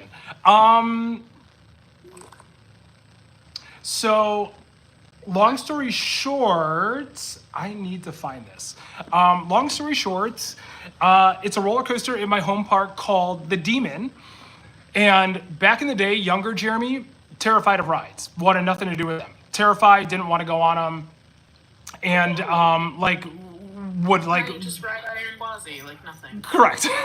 Like when I was younger, our very first trip to Disney World, I almost kind of ruined it just because like I was so terrified of everything. I was terrified. And then my tennis club, we would always do like an end of the summer trip to Six Flags, and I kind of got like dogged to go on the Demon, which is a roller coaster at Great America. And all of my friends were going on it, and I was like, I'm not going to be the person that like sits out. I'm not going to do that. So I went on the Demon, and immediately a switch. As soon as I went on the Demon, I think I was still in elementary school at that time. I became obsessed. And again, that was by way of like watching nonstop VHSs. Yes, dearest, I'm that old, I'm that seasoned. Literally sitting, watching VHS videos, playing Roller Coaster Tycoon until the god awful hours. And my dad would literally wake up in the morning and come downstairs and find me and still in front of the computer playing Roller Coaster Tycoon. So this has been happening for a long time, a very long time. I love SimCity. SimCity is so good. Dude, Roller Coaster Tycoon, my The kid best. used to pretend that he was the person that was like throwing up after we Are you got se- off the ride. Are you? Oh God, M, that's slay. This is gonna drive me insane. So Abby, not too long ago in the chat, she asked, Jeremy needs to write a book. Some of you know this, and I'm not going to waste time trying to find it. It's here somewhere. I wrote a book. Nobody has seen it. I wrote a book. Nobody has seen it. I've read through it several times. It's terrible. Jeremy. Like, I say that with love. It's really bad. But the idea of it is okay. So basically, the title of the book I was going to show you, the title of the book is called Down a Break. And a kid that I coached for a long time, he actually is the one that kind of helped me come up with the title. And down a break, essentially in tennis means you're at a disadvantage, but you're not down and out. So I wanted it to be something that, you know, that kind of like expressed that. And basically, yeah, I wrote a book. I don't know what I'm going to do with it, but a book is here. So I've thought Maybe about. we should have it professionally No, it's not. edited. It's time for the next series, which is about Disney World, like Disney, or not Disney World, but like Disney life, Disney adulting. Can I read your book on my live stream? Yes. Oh my God, yes. You know, I don't know if this is what your viewers would want to hear. Listen, You know, With a sultry voice. gotta live your best. I don't know. Come on in. We keep getting asked about a podcast too. Like, Yeah. is that something you're interested in? You know what? Here's the thing. Me organizing a podcast is not on my radar. It's not. It's not. It's not. However, you know, so a friend of the chat, Matt, so a lot of y'all, I get questions about these hats all the time. Matt, Adventures of a Disney Dad, he actually invited me to be a part of his podcast at some point. So we're kind of like in early discussions about when that potentially could happen, and when that might work for our schedules. He's very busy, but that is, I think maybe I probably spoke a little too out of turn on that. But you could potentially see me on a podcast at some point. I would love to be a part of that.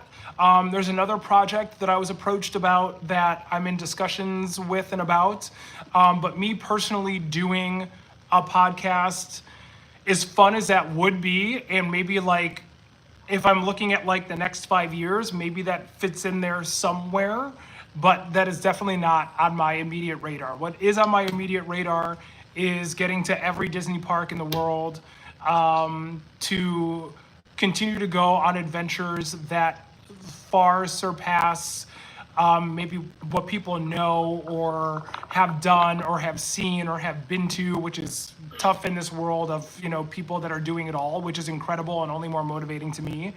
And just continuing to get to create family and community and help people. So like that's like the immediates of yeah. There's still more questions coming in on Discord. Oh More yeah, on Instagram. please, and I'll do better to yes, I have some on Instagram too, so I'll do better to keep them moving a little bit.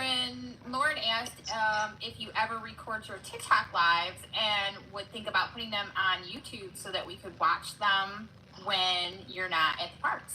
You know, I thought about that, and the reason why I haven't is because it's not the fact that it's a process. The quality of the playback is really bad. It's really, really bad. And then on top of it, there are patches of lag. So in theory, it's a great idea. And that's one of the things that, you know, YouTube does really, really well is you get to have that. You know, you get to have that constant playback. And that's one of my reasons why I've considered potentially moving things over to YouTube. But then, you know, there's also a whole host of things as well that make that more complex. So I've thought about it. I don't think that I will do it based on the fact that the quality of when you do download it and grab it, it's just not good quality, especially if you're in a park that has a lot of lag. But I'm happy to still consider it. I'm happy to consider it. I would love to see you do more like simulcasting and get you a stream key so you could do both. I have no idea how that works. I have no idea how that works.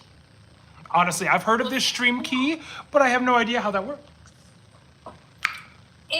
It's something we could definitely look into. Yes. Check with Celestial. Well, when are you going to Tokyo Disneyland? Oh, love that question. Full disclosure, I wanted to go before summer. That will most likely not happen. I really wanted to go before summer. Right now, I really don't think that's going to be possible. So in a perfect world at this point, it would be sometime in the fall. But then going in the fall can sometimes be tricky just because there are so many things that are happening here in the States that I love in the fall that I don't want to miss. So I would have to kind of find a window of time that, like, for example, I do not want to miss the start of Halloween at Disneyland. That's something that I refuse to miss. So like being there for the opening of Monsters After Dark, that is something that I plan on doing every single year, is being at the opening of Monsters After Dark and just getting to see the park flip. And now, as we know, that happens in August. So we have August, we have we have Halloween, we have Oogie Boogie Bash, so we have Not So Scary. So there are so many things that happen. So it's just kind of like finding that window of time to do it. So in a perfect world, it would have been before summer. At this point, not looking good. So I'm going to do my best to try to make that something that might be possible in the fall. Good question. Really good question. We have some more from Instagram. Yes. Or YouTube. Yes. Do I go to Disney alone? Most times, yes. But then I'm lucky enough to get to meet people or to see people at the park. Especially when I'm at Disneyland, I always know that there are going to be certain people like Matt that are going to be there every day that I'll run into. And then, but I always go to the parks by myself. And then I will see people along the way. But what I will say is that especially when I'm doing content, you know, it's easier doing it when I'm at the park by myself just because I'm already, you know, looking at 50,000 squirrels as it is. And part of the reason that I want to be able to get, if I'm with people, I want to be with people. I don't want to be focusing on content. That's something I feel really passionately about. I want to be able to give people my full attention, and I don't want it to be about content. So that's one of the reasons why I do things more so in a solo capacity, just because it allows me to just kind of like focus on that and not take away from giving my energy to people that deserve it and that are there too.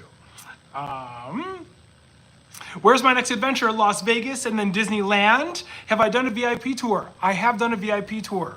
I was invited to go on a VIP tour with a dear friend of ours that was in here, and my goodness, what an experience it was. That's all I'm gonna say. What an experience. in a great way, in a great way, and then also in kind of like a kind of a way. It was very funny. It was very, very funny. Favorite Disney resort? Ooh, that is such a tough question. I've fallen so in love with the All-Star properties, and I think that y'all have seen that in my content. I love the All-Stars properties in a way that I didn't really think that I was going to take. The downside of the All-Star properties is that if you're not on the first bus in the morning, if you're going to like Magic Kingdom or Hollywood Studios, it can be a little bit stressful, and then getting back at the end of the day. But like buses anywhere to any resort are going to be stressful at the end of the day. I love the All-Star properties. Grand Destino Tower has like a soft spot in my heart. I love that property and that hotel. People come for it because it's a convention center. I don't mind that at all. I've been there during conventions. I've been there when they've been booked. I've been there when they haven't been that crowded. I love Grand Destino Tower. I think it's one of the best properties that you can stay at, especially for the price. And they have also some fabulous restaurants there, some incredible restaurants there. My favorite deluxe that I have stayed at, it's between Boardwalk and Polynesian. The Poly, I thought it was going to be overhyped, but Poly was unbelievable. And then the Boardwalk is just like for me, and I stayed in a room that was right on the pathway to Hollywood Studios, so it was really quick access to get to Hollywood Studios, but then also at the same point, very close to also getting to Epcot. So I stayed in one of the updated rooms, and it was beyond. I have reviews of all of those, but yeah, I don't know. I stayed at Hollywood, or I'm sorry, at what is that? Jenna, Boardwalk yes. Inn. But I've never stayed at the other one. So I'm like, that's interesting to know that that's just as Corvette, good. yes, like it is. provides the same amenities. That's kind of cool. It is. It really, really is. Didn't you stay at Animal Kingdom Lodge? I did. Yeah, look, Animal Kingdom Lodge is another one of my favorites. I put that in the category with the Poly and the Boardwalk. When you're staying in a Savannah room, it's everything and more. That's like bucket list right there. The Yeah. Oh my God, me too. It's truly an unbelievable. And I was there on a day as well where it was like torrentially downpouring. So like just like the zen of that was incredible. It's just with the animals. I love, I think of all the fire pits I've experienced, the fire pit overlooking the Savannah with the s'mores is my favorite fire pit of them all. And then it's to no surprise that Animal Kingdom Lodge has a few of my favorite restaurants on all of Walt Disney World property, between Sanaa, Boma for breakfast is really, really good. And then Jico, I think, might still be my number one restaurant in all of Walt Disney World. Jico is unbelievable. It's really unbelievable. So Animal Kingdom Lodge has check. Unbelievable. Wilderness, high on my list. Really high on my list. One of these days. Although I'm going to tell you, if I'm going to go to Animal Kingdom Lodge, I'm going to sit right there in that room. Yeah. On the porch. Yeah. And just watch the animals all day long. I know. Great. That was my thing. It's like, am I going to get so enwrapped that I don't want to leave the room? Like, is I'm this never a leaving. good thing or a bad thing? No Alani yet. Order room service. But maybe sometime soon. No, seriously, that's what I'm saying. And that's one of the things that I did. I did go to the park, but then also I spent a lot of the time just doing that. Victoria Falls also, people are starting to learn about Victoria Falls at Animal Kingdom Lodge. It's one of the best bars, just between the food and the beverages and the coffee. Victoria Falls at Animal Kingdom Lodge, delicious, incredible, wonderful. But that's what you have to do. And that's the other thing that I say, this is me personally, I will never spend the money on a deluxe resort and not be there. Never. If I'm spending the money on a deluxe resort, you will very rarely ever see me in the park. If you see me in the park, it might be for rope drop, and that's it. I am milking that resort for every penny that was paid. I'm not leaving. Exactly. I'm eating food in the bed. I'm eating food on the porch. I'm going to the pool bar. I'm eating food on a tube in the pool. Is that allowed? I don't know. Maybe I'll find out the hard way. I'm gonna walk around like Saratoga Springs. I just walked around. Old Key West. I just walked around. I didn't want to go to the park that day. I had like a spa package, so I got to go to the spa first in the morning, and then I was like, I don't even want to leave. No, Can I just don't leave. Stay at the resort. Don't leave. Angie, thank you so much, love. God. Thank you for the sub, Angie. Yeah, look, and that's just I me. agree. right? If you are paying for that resort, me personally, I am staying there all day. You cannot make me leave. Not doing it. Yeah. Not doing it. Now, I will be honest. If it's a moderate or a value resort, I'm fine with like spending the whole day at the park. Correct, 100%. Like if I'm spending 86 bucks at All Stars, I'm going to the park. Exactly. You know, like the first time period. I stayed at Beach and Yacht Club, we spent one full day just like hanging out at the resort, riding the slide down into the pool. They have the best pool on park. Which I'm one? not gonna lie. Like the Beach and Yacht Club. Oh, it's incredible. It's the best park. It's the best pool on parks, like in any of the parks. So, like to me, that's the resort you stay at if you want to spend the day at the park, just or at the resort doing nothing but resort things. They had activities for the kids all day. Yes. It was so much fun. And quite honestly, look, I'm not a travel advisor. I'm not, you know, like, I know that this adds another layer of stress to it. But again, if you're using a travel advisor, it should be easier. If I was organizing a Disney trip for close family or friends or whatever, I'm going to do a split stay. Assuming that it's affordable, right? Like maybe I'll start the trip at like All Stars or Pop Century or Art of Animation, go to the parks, rope drop, do this and this and that, and then halfway through the trip, I'm going to a deluxe. I'm going to luxuriate a little bit. I'm going to enjoy the resort. I'm going to do like a little bit of time here and there at the parks. And the best part is like they move your bags for you, so you don't even have to worry about that. Like you can do the bag transfer. So like they do a bag transfer, sis. Yes. Yeah, if you swap resorts. Chrissy, you know, sis. Well, Chrissy's the pro. I know Chrissy knows. Yeah, it's awesome. That's what I'm saying. They transfer your bag. So if you do a split stay, you know, it's pretty, like, you're pretty taken care of. Yeah. So like that would be my ideal trip, starting at a value and then moving to a deluxe and doing a couple hours here and there at the park, but then living my best life at the deluxe. That would be me. Okay. And then hopping on the Bright Line and getting on a cruise. It's that, like, we find that to be like awesome and such a great perk to stay in Disney. But I'm not gonna lie, 10 years ago when we were going to Disney on our trips, their amenities were so much better. Like the extra hours in the park were more than what you get now. I mean, it was a different time. And I'm kind of hoping that they would bring that type of mentality back to Disney vacationing. But it's very interesting how much things have changed over the years. They really have. Watching my kid, I mean, the first time I took my kid, she was 4. And she's 29 now. So 25 years of Disney trips. And I can tell you, it has changed dramatically. Well, it's like you take into consideration, like, let's say you're going to Animal Kingdom. You have early entry to Animal Kingdom. Clearly, most people are going to be rope dropping what? Flight of Passage, right? Let's say you have, you know, your early entry rope dropping Rise of the Resistance at Studios.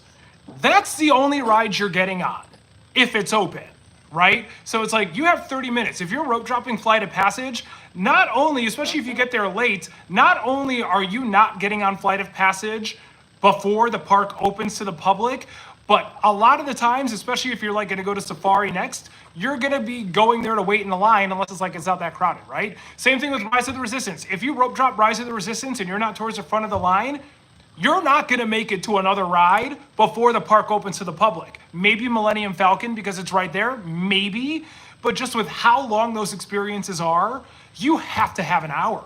You have to have an hour of early entry just because you're not going to make it. Like that's why when I go to studios, I do Slinky, Tower, and because Tower, oftentimes they'll just cycle you through. They won't even do the pre-show. Slinky sometimes opens early, and then Rock and Roller Coaster's right there. So you can, like the fact that we got 4 the other day was insane. So it's like 30 minutes for early entry. Girl. And then they used to have extra magic hours after the park closed. So like Magic Kingdom would close at 11, but it didn't actually close until like 12 or 1 for like people with extra magic hours. Right. So that's changed too. It's like it's not. You don't get the same type of. I guess I felt like it was Disney magic when my kids were little, and we used to have like 2 extra hours in the park after the park closed. We used to spend. That was why we used to spend our days split. Like we would go to the park early in the morning and then leave the park at like noon and go back to the hotel, sleep. Everybody would take a nap, and then we would hit the park again because we knew we were running until like 1 or 2 o'clock in the morning. But they don't do that anymore. Yeah. And it's just it's a little different. Yeah. I feel like that's part of the magic that we don't get. That I feel like they should bring back. Antoinette, yes. Antoinette, yes. There's some complications with that answer, but yes. The plan is to be there. Yes. But that's like something like I know Yasmin's in here. Yasmin, I got to meet at Disneyland in Paris. That's one of the reasons why I love Disneyland Paris so much. Disneyland Paris, you still have an hour. You have an hour for early entry. And in the hour at early entry, when I was there, I never rope dropped Disneyland because a lot of the attractions were closed just due to the weather until things warmed up a little bit.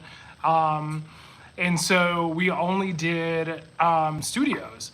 And in that rope drop hour, I think the best rope drop early entry I had there was Crush's Turtle Coaster, Remy's Ratatouille Adventure, 2 rides on Tower of Terror, the best Tower of Terror, Spider-Man, and then got in line for them to just open Avenger Flight Force. So, I mean, essentially 6 rides in that first hour, all of which are like some of the biggest hitters in the park. So it's like the fact that you can literally go to an early entry in Paris and knock out all of the major rides, and then they do Premier Pass correctly. You can do it a la carte. You can pay for the entirety of the day. Like, you have options. Like, the fact that you can pay to skip a ride throughout the day at any part of the day as long as it's available, that's huge. That's massive. Yeah. So Paris does it correct. Paris does it correct. Yeah. I love how Paris functions to a complete T. And then Disneyland as well. Disneyland's staying open till midnight a lot of the time. 10 o'clock for DCA, midnight for like the fact that Disney World, one of the biggest tourist destinations in the world, doesn't have an open till midnight kind of blows my mind a little bit. And I would love to learn from other people that know better why that is. Animal Kingdom, cool. I get it. But like also, they do after hours events at Animal Kingdom too. So why does it have to close so early? Hollywood Studios? Why the hell does Epcot close at 9? Why is Epcot closing at 9 o'clock? Look, Epcot, okay, that like makes no sense. I am so with you there. Absolutely. Epcot on the weekends should be open till midnight. Like, come on. Oh my God, yes. Like, come on. But again, I'm somebody, and I will never not say this, I don't know anything. So I could be throwing out all of these questions, and people are like, oh, we have an answer for that. I would love to just know what that answer is. I'm trying to be inquisitive, not being like, what the WTF, Disney? Why? I just want to know. I just want to know what the reasoning is. Magic Kingdom closing early, on the weekends before, I mean, at 11, fine. But like, why not midnight? Why not? No, because see, here's the thing. They used to stay open late. I used to go. Cassiopeia. They used to stay open till midnight. You're right, Cassiopeia. 12 o'clock at night. Exactly. So, like, I know it's possible. Why isn't it happening now? Like, that doesn't make any sense. That's where I struggle. Yasmin, you know. Yeah. And again, I just would love to know. I wish if there was something you could do, like a paid experience, where I've said this a bunch on live, where you could shadow a manager, you could shadow a supervisor, you could shadow, like, are they gonna tell you everything? No, of course they're not. They can't. But just like, I wanna believe that you could get certain answers like that. Like I wanna believe that. But again, I don't know. But I would love to know. I'm just saying.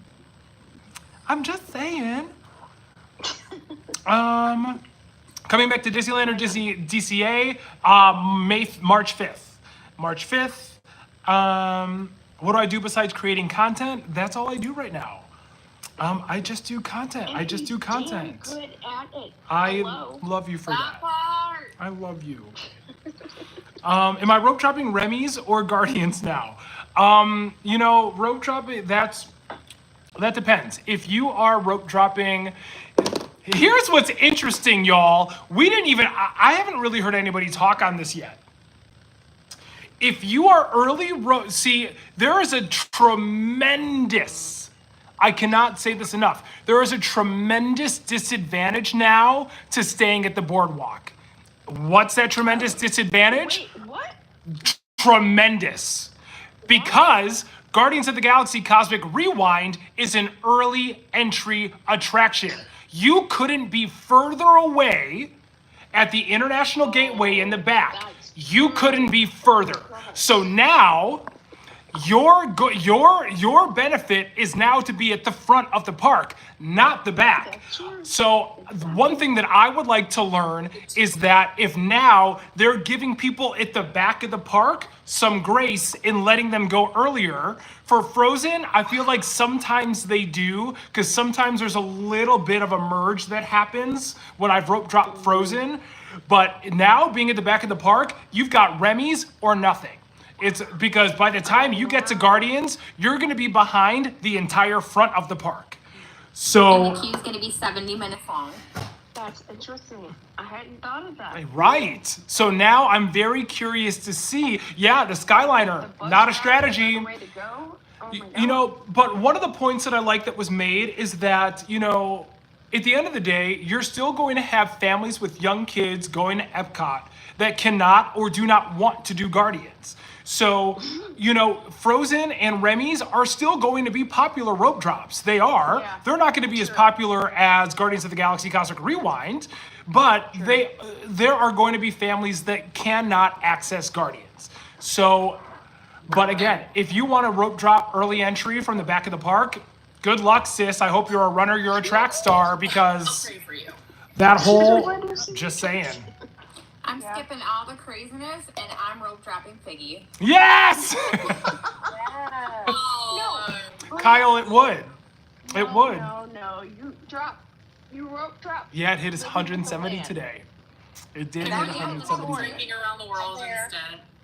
Can we rope drop brunch? Yes. There are some really good brunch places. I love rope dropping food. Yeah, true. Just one day. Can we just have a day where we don't do any rides? And we Ryan, just eat yes. and drink? Yeah. And drink. Oh my God. I mean, I'm down for rope dropping Joffrey's I think coffee. Yes. This dude Right. showed up on my For You page the other day, and he was Abby. drinking around the world in Epcot. And he started in Mexico, which I thought was very brave. Let's He hit go. like Norway and Morocco. You don't he hit, start like, in Mexico. everything. And then he got all the way to France. Or no, England. He hit England. The last one he hit was England. And he was like, I know I have to do Canada, but I can't drink anymore. Yeah. I know. It's so funny. That's why we don't start in Mexico. And look, y'all, if I we're don't care. if we're at Epcot and But y'all it was so funny. I was decide, like, I have never, ever, in all the time that I've gone to Disney, attempted to drink around the world. thank you, Never. Nicole. Like, Oh my there are God. certain places I will drink, but I'm not trying to drink around the world. That's Look, starting the day with tequila, girl. No, we end the day with tequila. Look, because if you end the day with tequila, And it. look, If we're starting a the full day and circle. ending the day with tequila, you're carrying me out halfway through the day. that's So what I'm tequila- saying. You promised to, Kitty. Hello. So, I'll hold your look, hand. if y'all want to do that and you want to start in Mexico, we can do that. That's fine. If you want to start in Mexico, but I'm just letting y'all know right now, I'm going to be the one standing outside of La Cava, giving you all the look, just kind of like, you're going to regret this, sis. Like, you can do it, but you're going to regret it. it. I- Here's the thing. Everyone's like, it's a bad idea. In the beginning, and then eat along the way, you can do that Girl, if you want after no, that. Like, no, you don't because mix Like- anything after tequila. Like, Oh my God, an I'm sorry, before Sis. tequila. Like, if you're gonna do whiskey or whatever the fuck they serve in Canada. Like, you What? do all that. And The Ottawa apple? Like the best cocktail Apple there? best. What?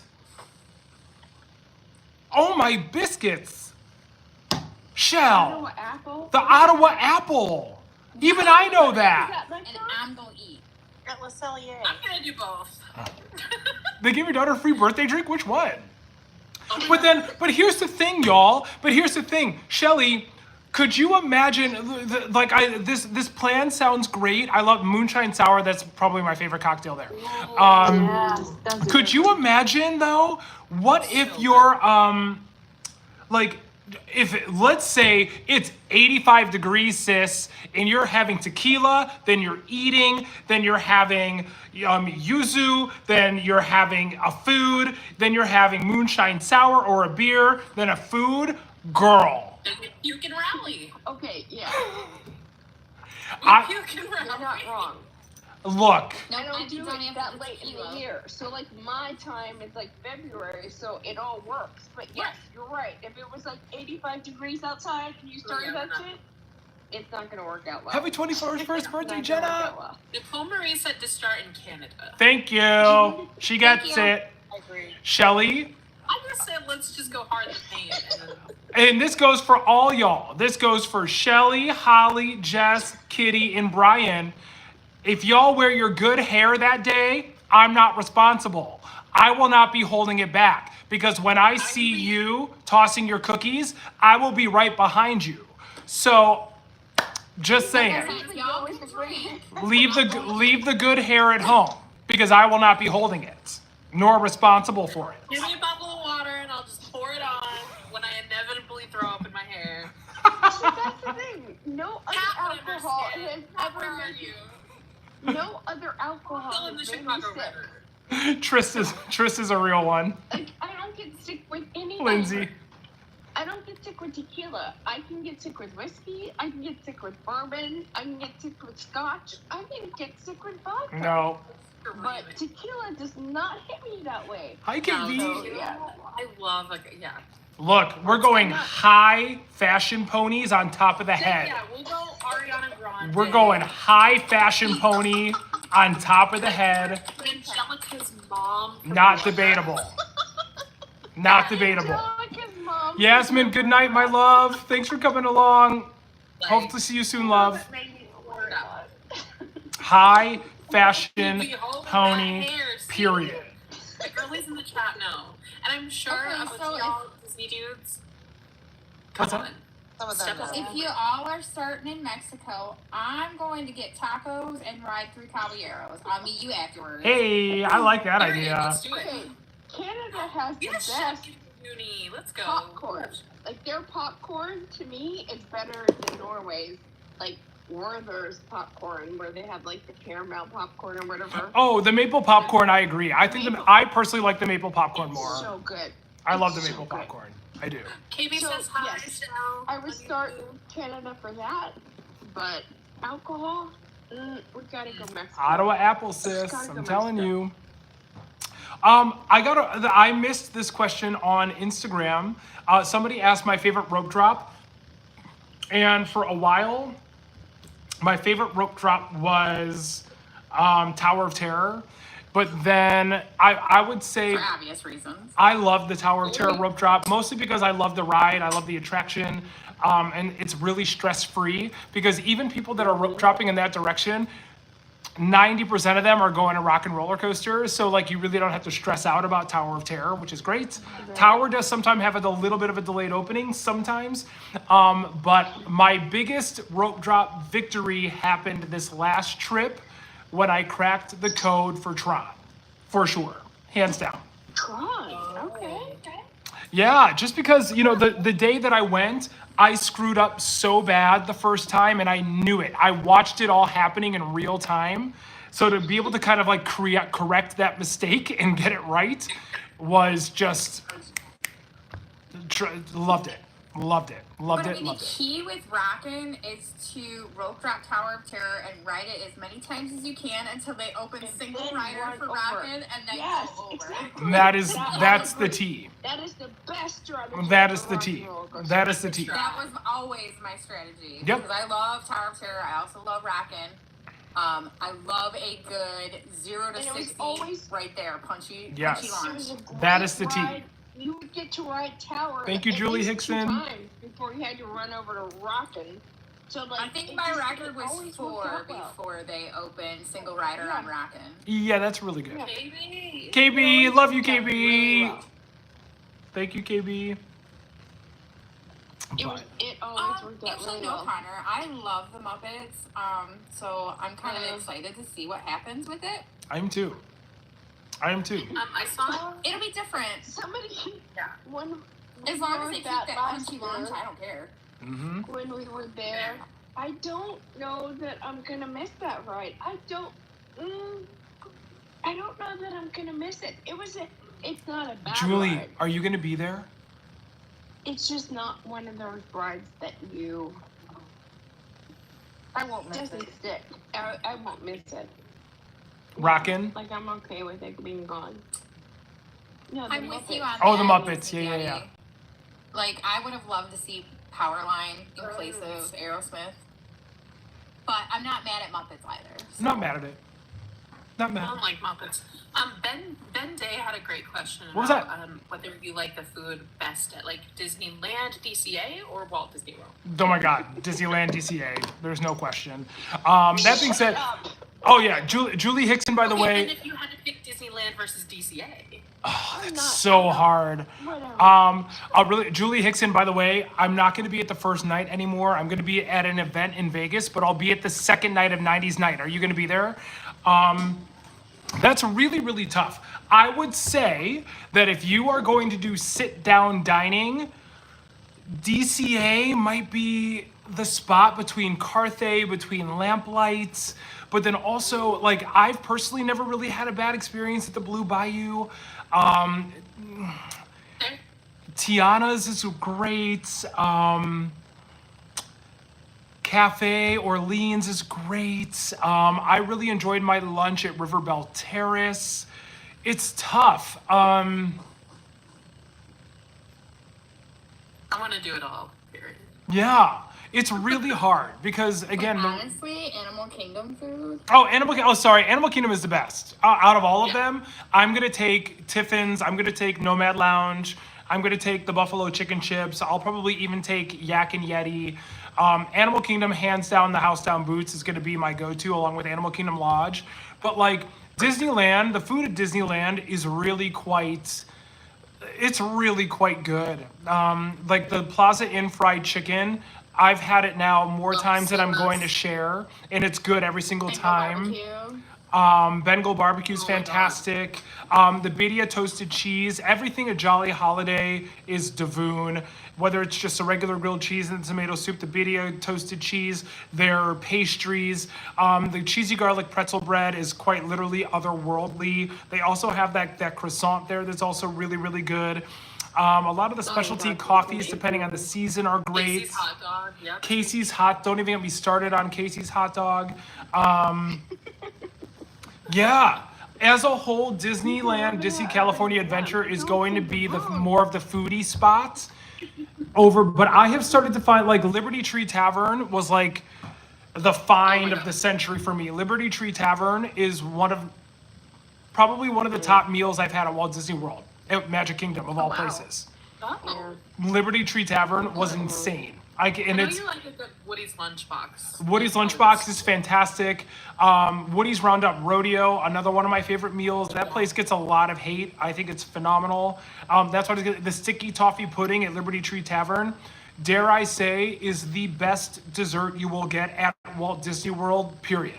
I don't think that there is a better dessert. I don't necessarily even think that there's another dessert that comes close to it. It's that good. Good night, sweet Holly. Good night, Holly Love. I didn't want to Thanks for interrupt. joining us. Nicole, I'm so glad that you went. Holly, good night. Get some rest. Ryan, what do you think about Hey, with a Woody's? stud extension. Let's go. Come on, KB.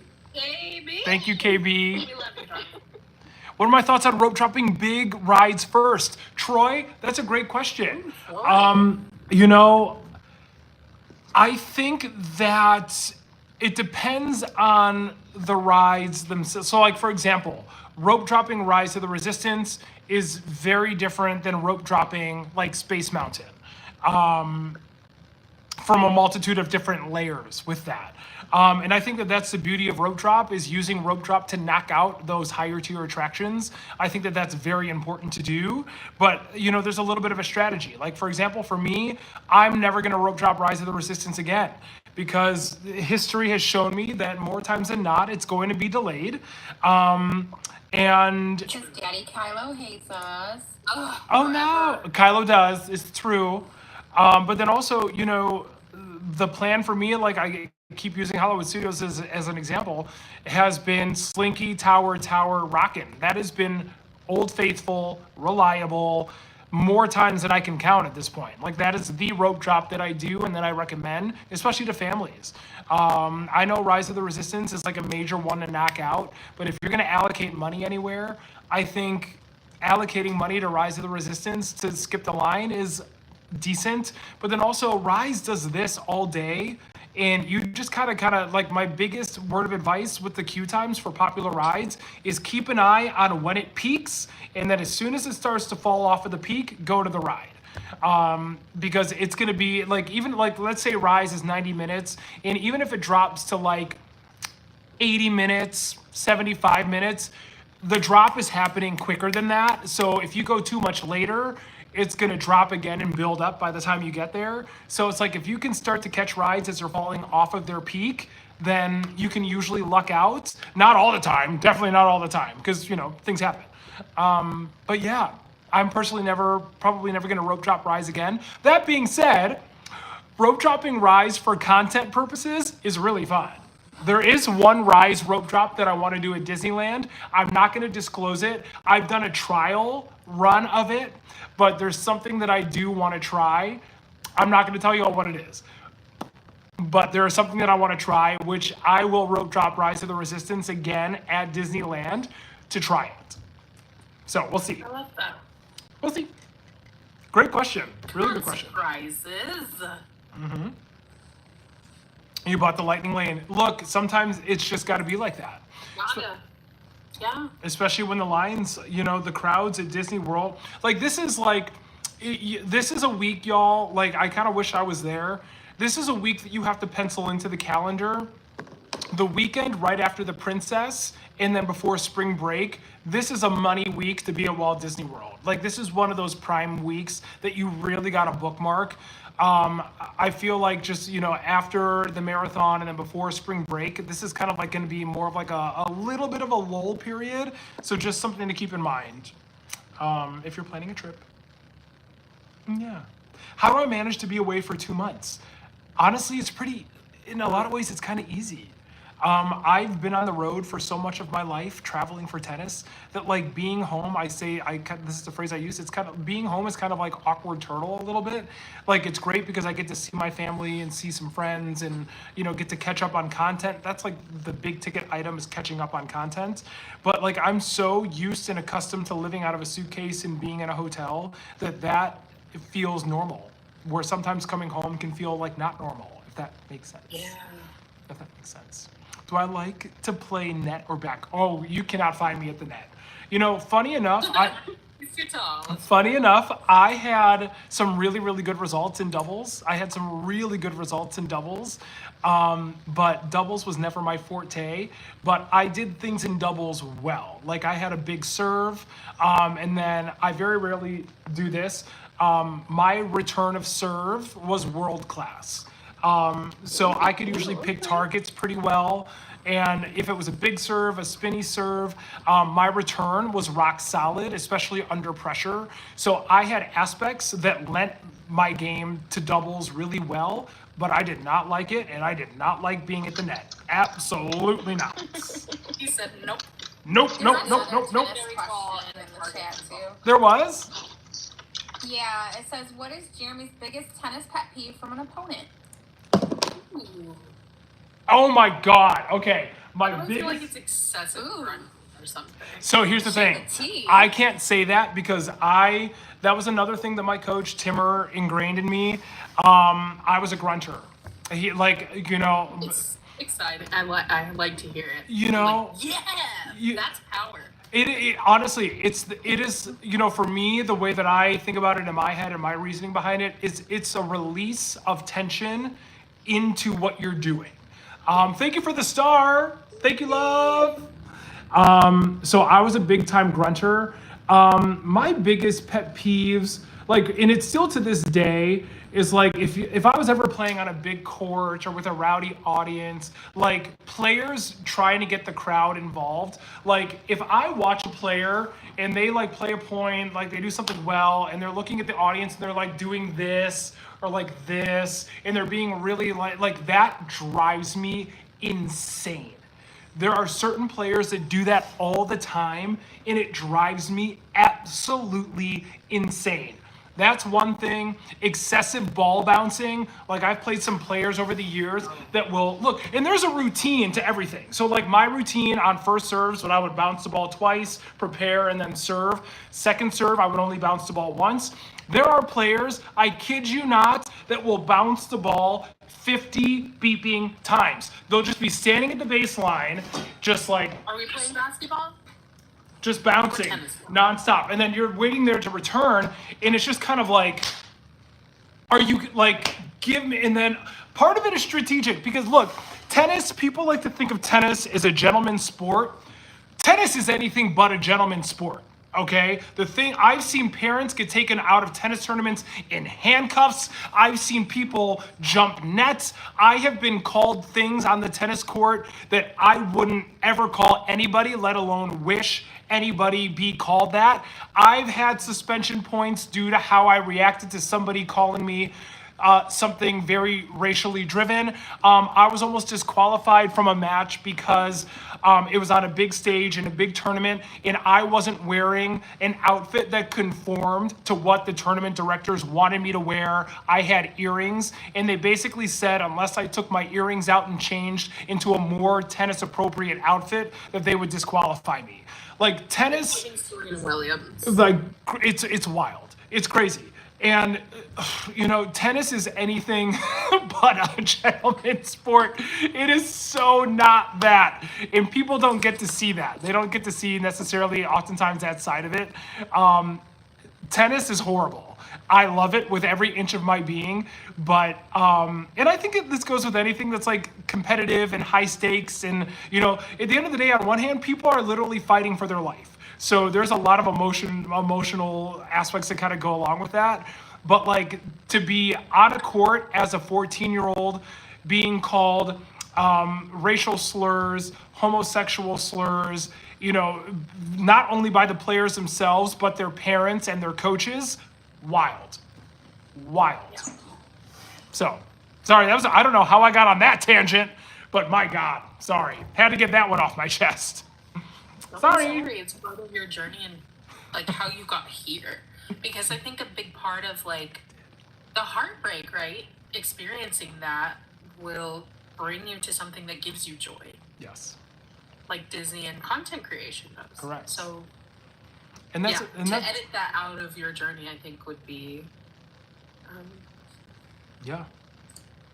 a discredit to you. No, thank you for saying No, that. he will not be at Disney next Monday. I will not be.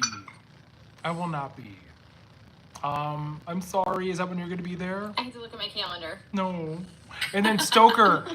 So it's Stoker. It is so funny you said that. So a friend of mine, Charlie, was at Knott's Berry Farm today. And I saw, so Charlie posted when he was in line for Accelerator, the second train. And I messaged him immediately. I was like, oh my goodness, the second train is on the track. Oh my goodness. And he was like, which one? And I'm kind of like, the one that you posted, because he didn't know that train has been under construction now for a while. So yes, I did see today that Accelerator has its second train not only on the track, but it is in circulation, which is so exciting. So exciting. That's really cool. Oh my gosh, it's awesome. Yeah, like since that train broke down, you haven't seen it in a long time. It's been a skeleton, even when I was there last time, which wasn't that long ago. Skeleton. Right. And now it's in circulation, which was amazing. Amazing. Let me see. Katie wanted to know if you got your mail because she sent you something. KB, it's in my car. KB, it's in my car. I forgot to go down and get it again. There are 2 things in my car. That's another thing. If you have sent me something in the P.O. box and I missed it, I am so sorry.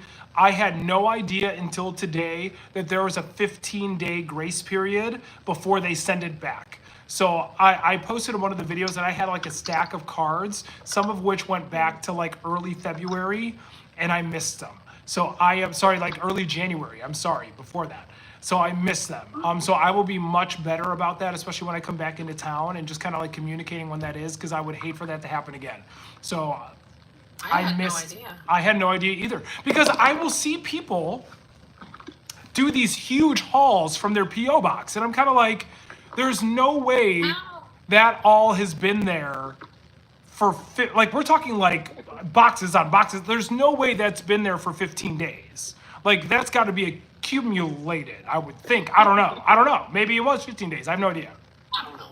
So, yeah, Lindsay, I might have to consider that potentially. I might have to. Talia, thank you for the follow. It comes down to storage at the P.O. box where they have the facility. Yeah. And it's downtown Chicago. So, like, I can imagine that it's pretty... But for, like, future reference, if you guys ever want to know, like, please reach out to one of the mods, because we can kind of give you an estimate of when he's going to be home. Yeah, I'm happy to give you a little bit of an idea. I even waited to send his Christmas gift till, like, Yeah. late last week, because I wanted to make sure he was home to get it, so. Yeah. Jenna, Yeah. that's a good point. What's that? Seen some you know what, now that you mention that, one creator in particular does have a partner that I'm sure can go and collect it for them, so I didn't even think about that. Yeah. Favorite Good Neighbor Disneyland hotel, that is going to be the Suncoast Park Hotel, the Eden Rock Hotel. Those are my top 2 for sure. I would say those are my top. Oh my gosh, the Cambria. Oh, I love the Cambria and the Cambria. Those are going to be my top 3. But, you know, a lot of the hotels around the area, like I've stayed in some hotels, but for the most part, a lot of the hotels around Disneyland, they're decent. I can't say the same about Kissimmee, but Disneyland, it's pretty decent. Am I sad to see Dinosaur go away? Yes, just because Dinosaur was a lot of my like younger years. And there's, you know, kind of like that aspect of Dinosaur, but also, you know, even Walt said it, you know, change is necessary, change is progress. So I'm also excited to see what's going to come next and what Indiana Jones is going to look like, what Encanto is going to look like. I would probably say I'm the saddest about Tough to Be a Bug leaving, just because Flick is a character that I have found endearing for so long. And I love Tough to Be a Bug. I love that movie and I love that film.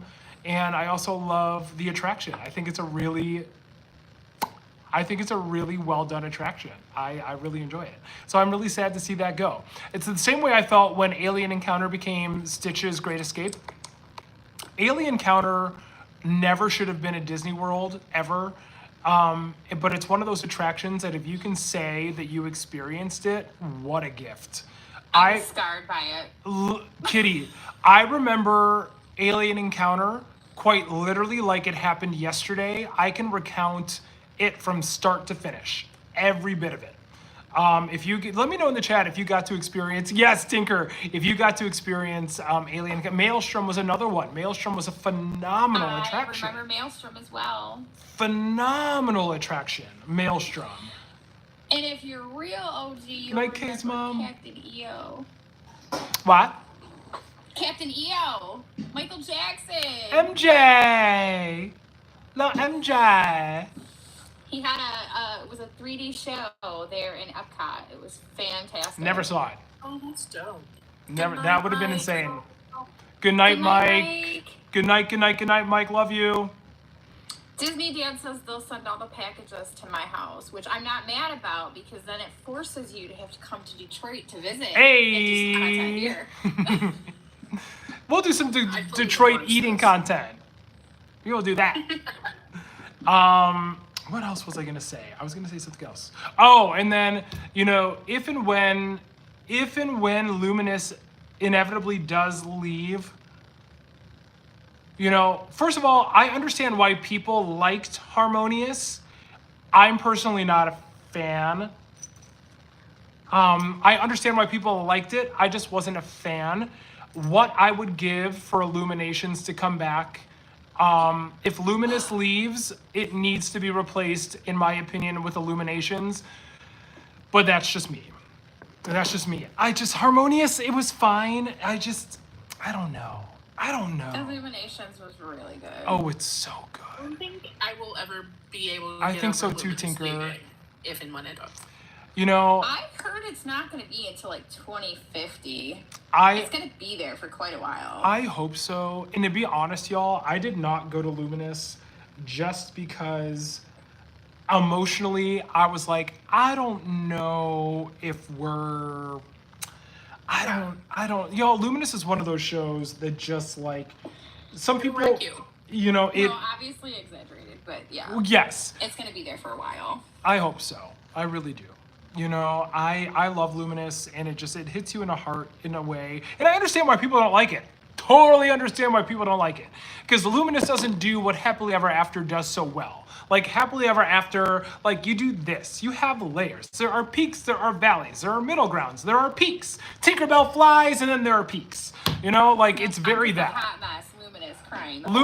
Luminous is like, it's like Luminous, but that's where I think people don't like Luminous, because Luminous is real in the aspect of kind of like, you know, Luminous, it has that moment of just kind of like light and positivity in building you up. And then in the middle, it goes, look, this is gonna happen in life and you're gonna experience some shit. People are gonna die, people are gonna be sick. It doesn't say that. Like, you're gonna go through some really, really freaking hard times and it's gonna be terrible. However, you are going to find the light. And at last I've seen the light. Like that's, I think, where people lose Luminous, because it is such a shot in the heart that causes you to look inward. I'm going way too deep into this. This is way deeper than it ever should be. I think it causes you to look inward in a way that people are kind of like, don't want to do that. And I get that. That's one of the reasons why I didn't go, because it hits me so hard like that. But yeah, that's my thoughts on Luminous. I totally agree. It makes you face your feelings. Yes. And like mortality, honestly. Yes. I know it sounds silly. It's like, it's just a light show. It's literally just a light show. Yeah. No. I will be full on blubbering. I'm going I in. remember Honey, I Shrunk the Audience too, and then Love you, that was Jen. a really good one. Oh, that was so. I need to show you all that when I go back to my parents' house. I need to show, because we still have a hallway full of pictures, and part of the hallway is like the Honey, I Shrunk the Kids section. What you don't see is my mother. So we were at Hollywood Studio. We were at MGM Biscuits. We were at MGM, and my mom. I was having a meltdown, and my mom was like, Myron, that's my dad, just take Tyler, take Mara, y'all go do whatever. First of all, I just had to watch my dad, what I thought almost die. Back in the day, when they could pick volunteers for Indiana Jones, my dad got picked. And I had a full-blown meltdown in the audience. He's gonna die! He's gonna get rolled over! Literally panicking uncontrollably. So I was already on a 50 out of 10. And then my mom was like, I'm gonna take Jeremy on the tram. We're going on the tram. How my mother, look, I love my mother so much beyond words. How my mother missed that there was a part of the tram called Catastrophe Canyon, I will never understand. So we're going on this tram ride. It's great, it's cute, whatever. And then we pull up to to Catastrophe Canyon. And then of course it's like, uh-oh, what's happening? Blah, blah, blah. And then I look at my mom. She already can sense, oh, here it comes. It's coming. It's gonna happen. Fire, water, the bridge shaking like crazy. I'm panicking. I'm freaking out. I'm trying to run off of the tram. She's trying to hold on to me for dear life. The fact that I had to go from thinking my dad was gonna die at Indiana Jones to thinking that I was gonna fall to a fiery, drowning death on Catastrophe Canyon, I was spent. I was done. Done. Done. Your poor parents. Oh, I'm so glad. And I then was you wrote prepared for Alien that Encounter, story. right? No, that was later in life. That was high school. And that back then, y'all, like, of course, we didn't have cell phones. We barely had walkie-talkies at that point. So it's not like my mom could call my dad and be like, listen, I need reinforcements. He's quite literally not gonna make it. Like, she couldn't even do that. Couldn't even do that. And that was the night that I was worked up so much, y'all, I fell asleep on the dinner table. I was so worked up that night, I fell asleep on the dinner table. Poor Jeremy with the calm down, I'm sure. Like, I think that's how my first Magic Kingdom day ended, is I fell asleep at Pizza Hut in my pizza. I love that for you. I love that journey. I feel like you can do that. It was great. I love that Still for a you. bit. You know, that just means you had a great day. You had a wonderful day. I mean, to be fair, it was only like 10. Well, my God. yeah, that happens. It's And I so had heat stroke. Mark my words. Ooh. Yo. KB, yes. We went in June, and it was like almost 100 degrees. You were not hydrated. It was a long day. We were not ready. You were not ready. Good night, Missy. Thank you for coming along tonight, Missy. Love you. Have a great night. You know, us, 9 months out of the year, cold I climate feel like people my are love not for ready for you. Florida summers. Wait a minute. Where? Wait. How old am I? You. I'm in my 39th year, Corey. I turned 39 in July. 39 in July. Yeah. I feel like that story aged KB, you by like 5 years. girl, That's so accurate. I'm girl, sorry. bye. This is a great. Is mission space? I almost did a spit take. I can't breathe. That's hilarious. I can't with y'all. But you can. I refuse. I love you so much, but oh my God, that story was just Girl, difficult. trauma. Trauma. So people have asked, like, and that's kind of like, and I know that, like, I hope this answer comes off as funny and not, because people have asked, like, they've asked today, they've asked, like, how do you deal with, like, the dark cloud days? And, like, point blank, like, trauma.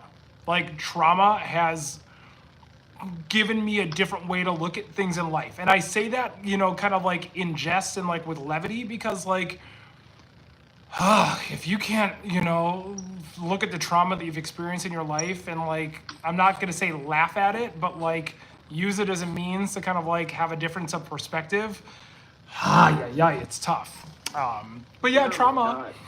Trauma's You had how. a question about, I believe they're talking about Mission Space in Epcot. Is it really as bad as everyone makes it seem? I would say yes, if you're going on Jeremy, oh Orange. God. Look. I thought Jeremy was gonna lose his cookies. Oh my God. His last trip. I was like, oh no. It just, I love thrill rides, but Mission Space is a no for me. Mission Space Orange depends on the person. It depends on the person. So, like, for example, for me, the older I get, the more spinny. No. So that's going to be thing number one. I've always been claustrophobic to a certain degree. So, like, when you take hyper spinning on top of being in a closed, dark, confined space, I'm almost 6'3". It's a recipe for disaster.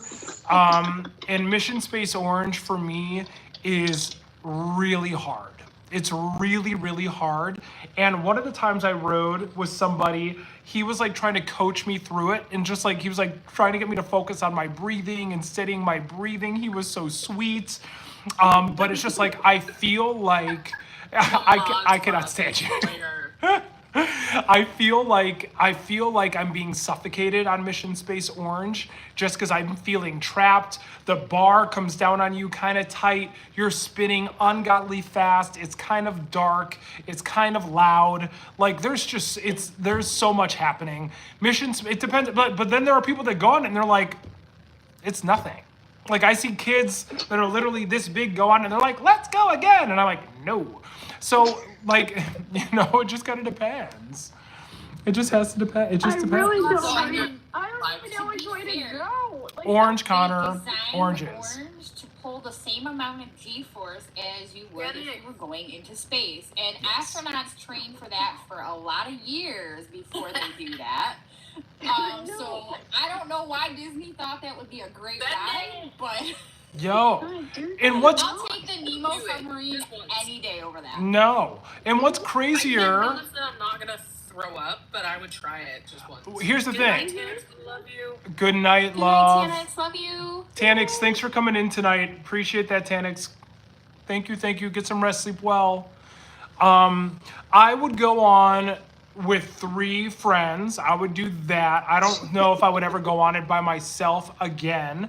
But the thing that's crazier about Mission Space is, like I think a lot of us know, when it originally opened, it opened with no green option, and B, from what I hear, it was worse than it is now. Oh my God. I couldn't even imagine that. Again, I would need that to be, I would need somebody that knows more to like confirm that. But from what I've heard, the original Mission Space Orange was worse than what it is now. I don't know, but that's what I've heard. That's what I've heard. I've ridden it both, like the very, very old school version and like when they gave orange and green. Yeah, the original version is much worse than orange is now. Than it is now. Mhm. And that's what I've heard. And I was like, yeah, this is not a good idea. Why am I doing this again? So It's, C Duarte on YouTube made a good point. I had heard this too, that it was originally sponsored by NASA. correct. That's a great point. Correct. That is a Exactly. great channel on point. YouTube that Well, explains. it all went along with like Epcot, right? So Epcot is That is a you know, great of point, C. tomorrow. Yes. Oh, we lost Shell. Bye, Shell. Oh no! Oh no. Shelly, come back. Oh Clear. no. Oh no. So you had like Mission Space was one of the original rides there. Then you had, of course, like Spaceship Earth. Everything was geared towards tomorrow. I'm just glad that I didn't experience it. Actually, at that point in my life, I might have been okay. Like if I were to do that now, no. Nope.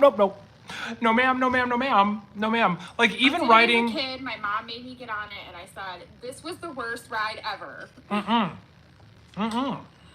Well, like even writing, like when I was in California and I went to Magic Mountain, I've talked a decent amount about X2 and how that's few roller coaster experiences are ever going to compare to what riding X2 is like. It's just there's very rare, there's hardly anything like it in the world, let alone in the United States. Even when I rode for the first time X2 in the back row again, I got off and was like, I don't think I can do that again. Like it is that crazy and that intense that like I don't want to believe that I'm getting to that point in my life where like riding crazy rides like that over and over and over again is slowing down a little bit. But even riding X, I was like, I need a minute. Like I need to like chill for a sec. Yeah, I don't know what it is. I hope that that's just an isolated incident. I really hope so. Oh, somebody, KB, yes. Dollywood, very high on my list this year. Silver Dollar City, I saw that very high on my list this year. Jim, Here we go. Hershey Park, very high on my list. I really want to get on Storm Runner and Sky Rush and Candymonium, I guess I really want to get on. I really want to get to Pittsburgh, to Kennywood. Steel Curtain is supposed to reopen this year. I really want to get on Steel Curtain.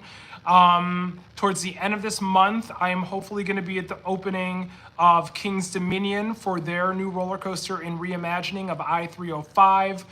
Cedar Point is the highest priority this year. Canada's Wonderland is the highest priority this year. Epic Universe is the highest priority this year. And then Coda Land in Texas They are opening a Vekoma tilt coaster as well, in addition to Siren's Curse at Cedar Point that I really want to get to in Texas this year. So those are like dream parks in an itinerary that I would love to do. Going to opening of King's Dominion is roughly sketched into the playbook at the end of this month. Cedar Point is not yet. Canada's Wonderland is not yet. Epic Universe is opening weekend. And then everything else right now is a question mark. But those are like my high, and then also like my high priority parks this year that are not international are Silver Dollar City in Idaho, as well as Lagoon in Salt Lake City, Utah. So those are kind of like the big core Corey parks. with 13 months on the 13 sub. months sub. That's a slay. Corey! Let's go, Corey. Love you, Corey. 13 months, that's wild. Love you, Corey.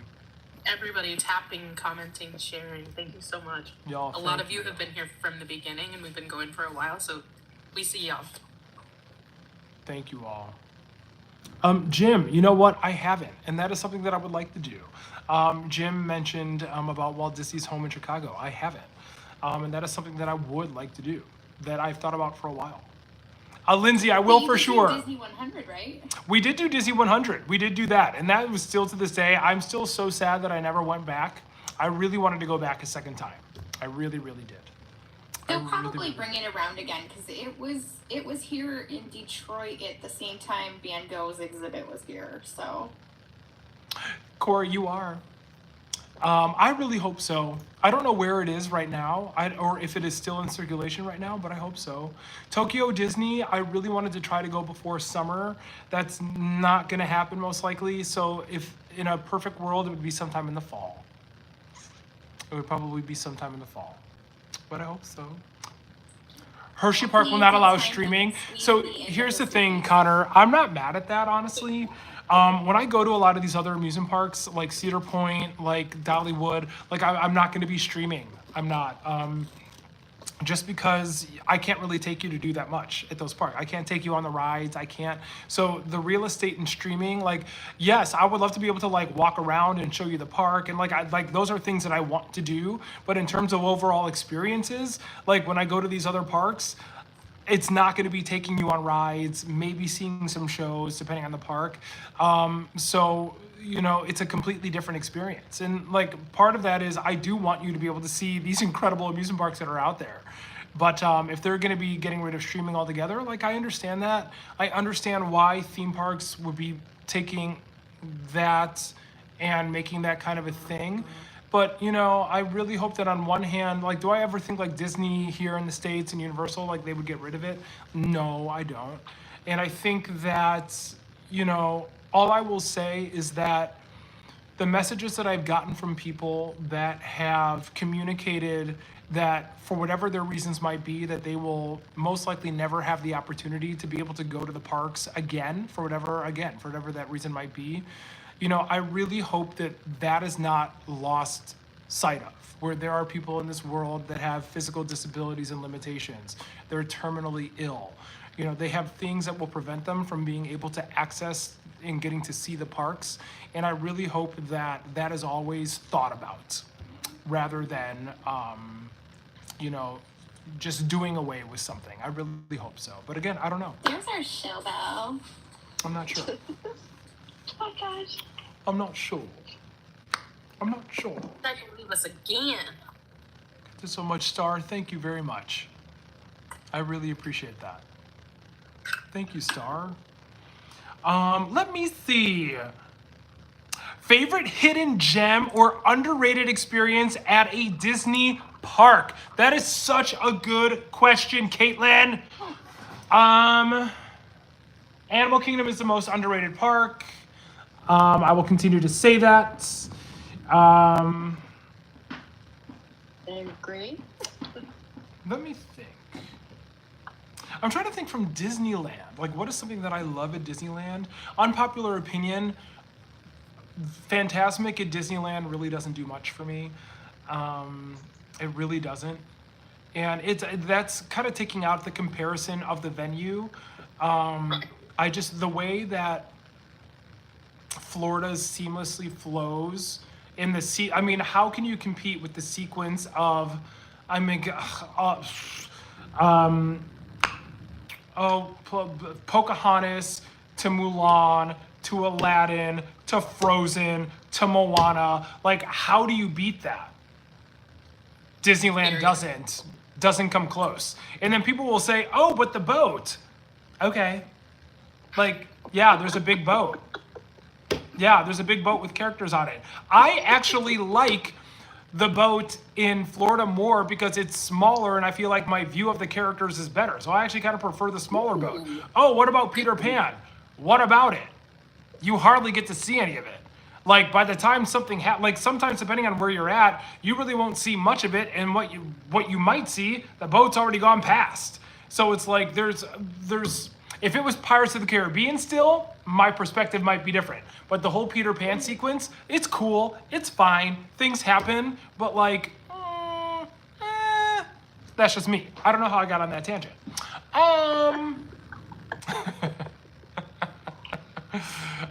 Underrated things. Underrated. What else is new? I know, right? Nothing. Indiana Jones is a really good, like, that to me is my favorite under. Have a great night, Corey. Love you, Corey. Hi, Corey. Where is he in here? He just left. Bye, Corey. Good night. Good night, Love Corey. ya. Love you, Corey. Yeah, I'm trying to think of things that are. I mean, Animal Kingdom as a whole for sure. Yeah. I do feel like my favorite ride at Disneyland is Indiana Jones, and I've never ridden it. Like, Oh, it's so good. completely. It's just One of those things. every time you do that, it's one of those things where it's like it kind of. C got it. It kind of captures you. Look, C just came through in a big way. And I think more people are getting more tuned into this and like just walking through Sleeping Beauty's castle. Underrated. Underrated. Wow. More people are doing it now. The castle at Disneyland Paris, I mean, like, that's going to be tough to beat just between the walkthrough, between being able to access the balcony on the back of the castle, between going underground and seeing Maleficent. Like, you really can't compete with that. So cool. But the Sleeping Beauty walkthrough at Disneyland, that's a great call. Underrated, phenomenally well done, and a must do. And still, like, even though it's become more well known, still a lot of people don't know about it. Still, I think that is like the answer. I think that is a great answer. I like that. Great answer. Good point. Yeah. Sam, for the roses love. Thanks, Sam. We appreciate you.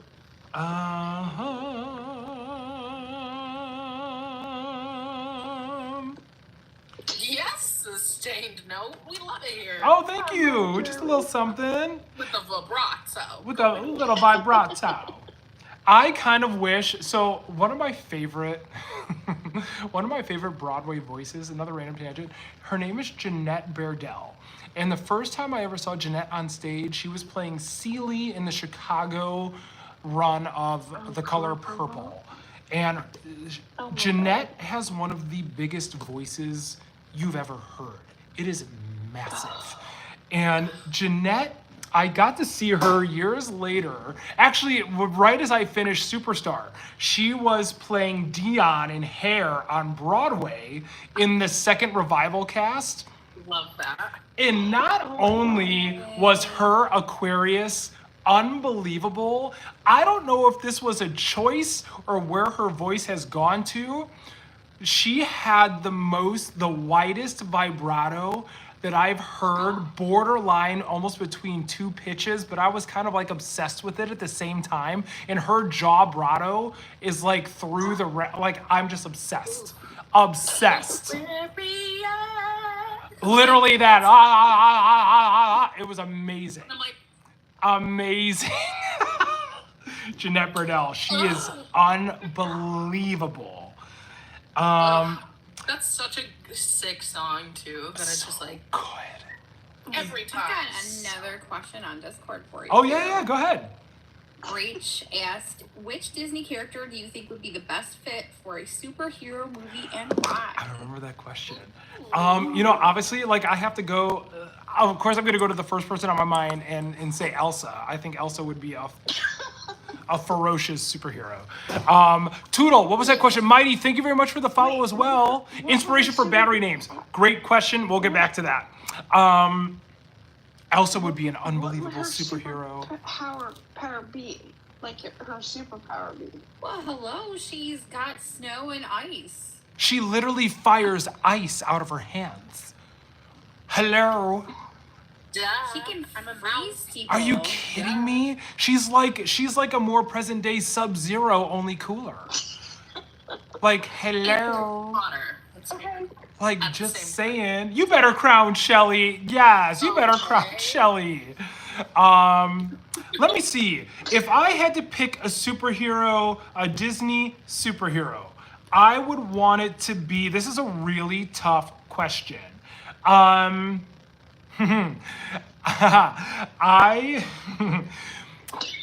Thank you, Nicole. So people, sweet. people are going to think I'm crazy. I need to see Jessica Rabbit as a superhero. Say less. I need to see Jessica Rabbit as a superhero. What? I need to see that. But like a more realistic option.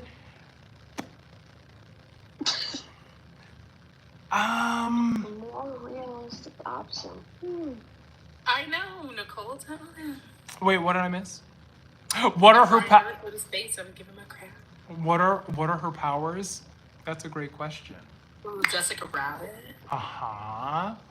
Ooh. That could look. It depends on how you want to play it. I mean, like Jessica Rabbit is a visual icon.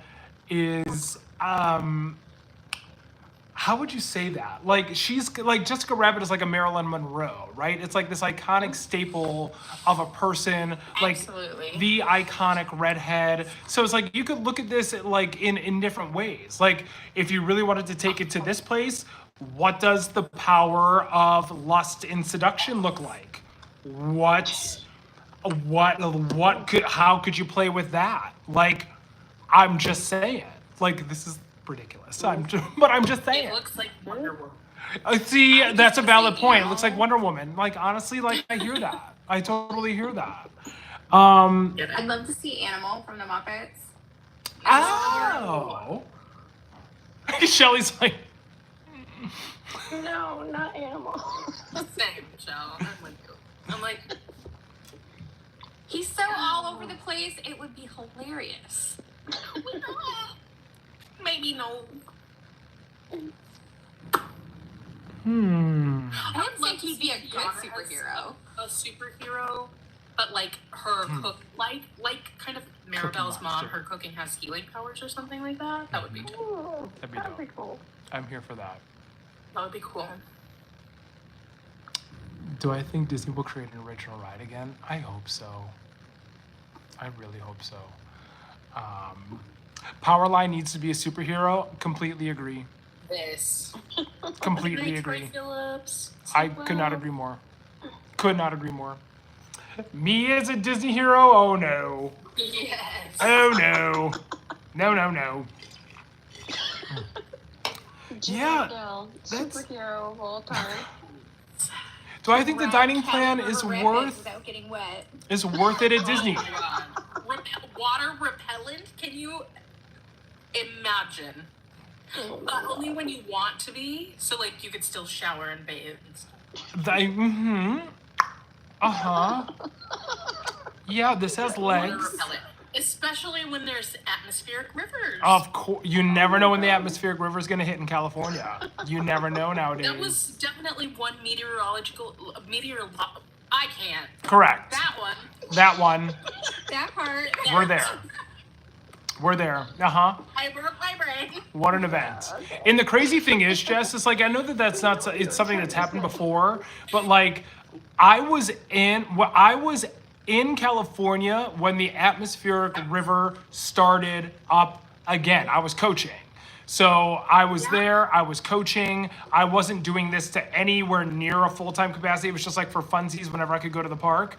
And so I remember very vividly watching the surroundings, the like kind of like the excess waterways, the mountains. I remember watching all of that go from dusty brown to vibrant green. I remember watching all of that happen. It was wild, wild times. Wild times. Can we just not do the 2 weeks at Disney during the atmospheric river? Yeah, like that the was. flooding was crazy pants. It was bonkers. I mean, there was nobody in line for the rides, which was great. That was but that you were cool. sick for a We while lost after like that. 6 umbrellas, give or take. The Wandering Fam umbrella. I'm so sad I lost that. Aw. Rest in peace, Wandering Fam I umbrella. know. Didn't make it through 2024, but You mean one of the 3 or 4 umbrellas? Roz, we can that you chat. lost? Roz, all we the can hats chat. that were lost in 2024. We'll pray for the So future. many. Your Yeti hat back? I don't even. Shit. Are you joking? Wait, So here's the thing: Did you're you not go allowed. back and get it? Wait, did you not go back and get that? Jeremy! Oh my God, Jeremy! He's like, I'm not doing it. See, what He had said happened some was. What had happened was. Really quick, Nicole, Disney dining plan. Squirrel! Nicole, Disney dining plan. I can't speak from experience. I've seen both sides of the coin, but I honestly feel like I've seen more people speak out against the Disney dining plan, but I don't know. I eat a lot, so like I think the Disney dining plan, I think I would eat my money's worth on it, but I think it kind of depends. I really don't know enough about it to advise about it or whether or not that'd be good for you. I'm sorry. That's something that I would love to try though, just to get an idea.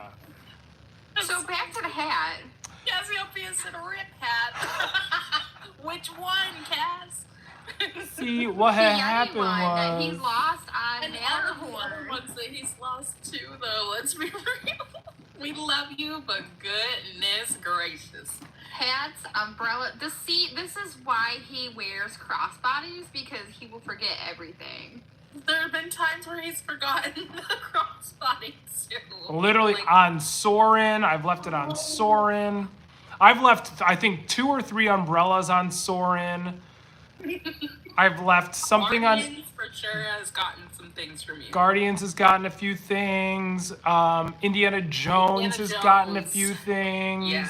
Tiana's has one of my hats. I feel like the lost and found is truly just your treasure. You know. That's the best. It's correct. That is correct. He'll lose the air is- tag, honestly. That is very correct. Jeremy, go. Hot mess. For the air tag to work, he'd have to put the air tag in the bag, and he'd probably forget to put the air tag in the bag. That is accurate. Yes. I would still have the air tag. Some like in a pocket at the hotel in Chicago. It would be somewhere. We broke Shelly too. Favorite Walt Disney World value She was. knows we're not wrong. Oh no, she's not. Not wrong at all. How many mornings have you gotten a text message? Did you remember this? Did you remember that? And Yeah. you're like, Oh my nope, God. we're just gonna wing it today. Uh huh. Did you Oh charge? my God. Did you charge this? Nope. Sure did. Nope. Nope. That's been Nope. charged is your Because- power bank charge. And again, like in my defense, there really is none. But in my defense, if I had one, there are so many nights that I get back from the park, and I've told Joe that before. Like there are nights where if I don't immediately start brushing my teeth or doing whatever, if I even think about sitting down in bed, there are nights that I'll have been at the park from rope drop until closing that I will sit down in bed, and before I know it, I'm out. I'm asleep. And that's before, like I've woken up and both my phones have been dead. I haven't charged my chargers. Like nothing is alive, and I'm supposed to be at rope drop in the morning. Like that has Disney happened. Dad, in theory, a checklist is great, because He would I lose do it. text message him reminders. He would lose the checklist. He forgets to check the messages. He needs Oh my God, literally Kat. a It's on kitty the physically there to plug all of his things in and make sure that he has all his ducks in a row. Oh, This yeah. is Oh my God, you just need a live-in personal assistant. no. I am somewhat kind of capable. I promise. I volunteer as We're tribute. just, yeah, you are. I am It's just- somewhat kind of have to give you capable. something. We love I promise. It's not great, but I promise. Oh my God, did he leave stuff on the cruise ship? Did you He leave things did. on the cruise ship? Oh He my did. God. Jeremy. I will remember. But here's the So thing. that charger thing. But here's the thing. I messaged as soon as I got off the ship. I messaged and put in a lost request. So I was like, clearly, like, it's gonna be fine. Nope. No. No. My Stitch Pride bag and my chargers. Oh my God. No. And that's why I don't put things in closets, because I know that I'm gonna leave it in there. I almost left my when I was putting my jackets in the closets for some of like the review videos that I was doing at Disney World. I put like the Her Universe one, the Columbia one, I put them in the closet. I left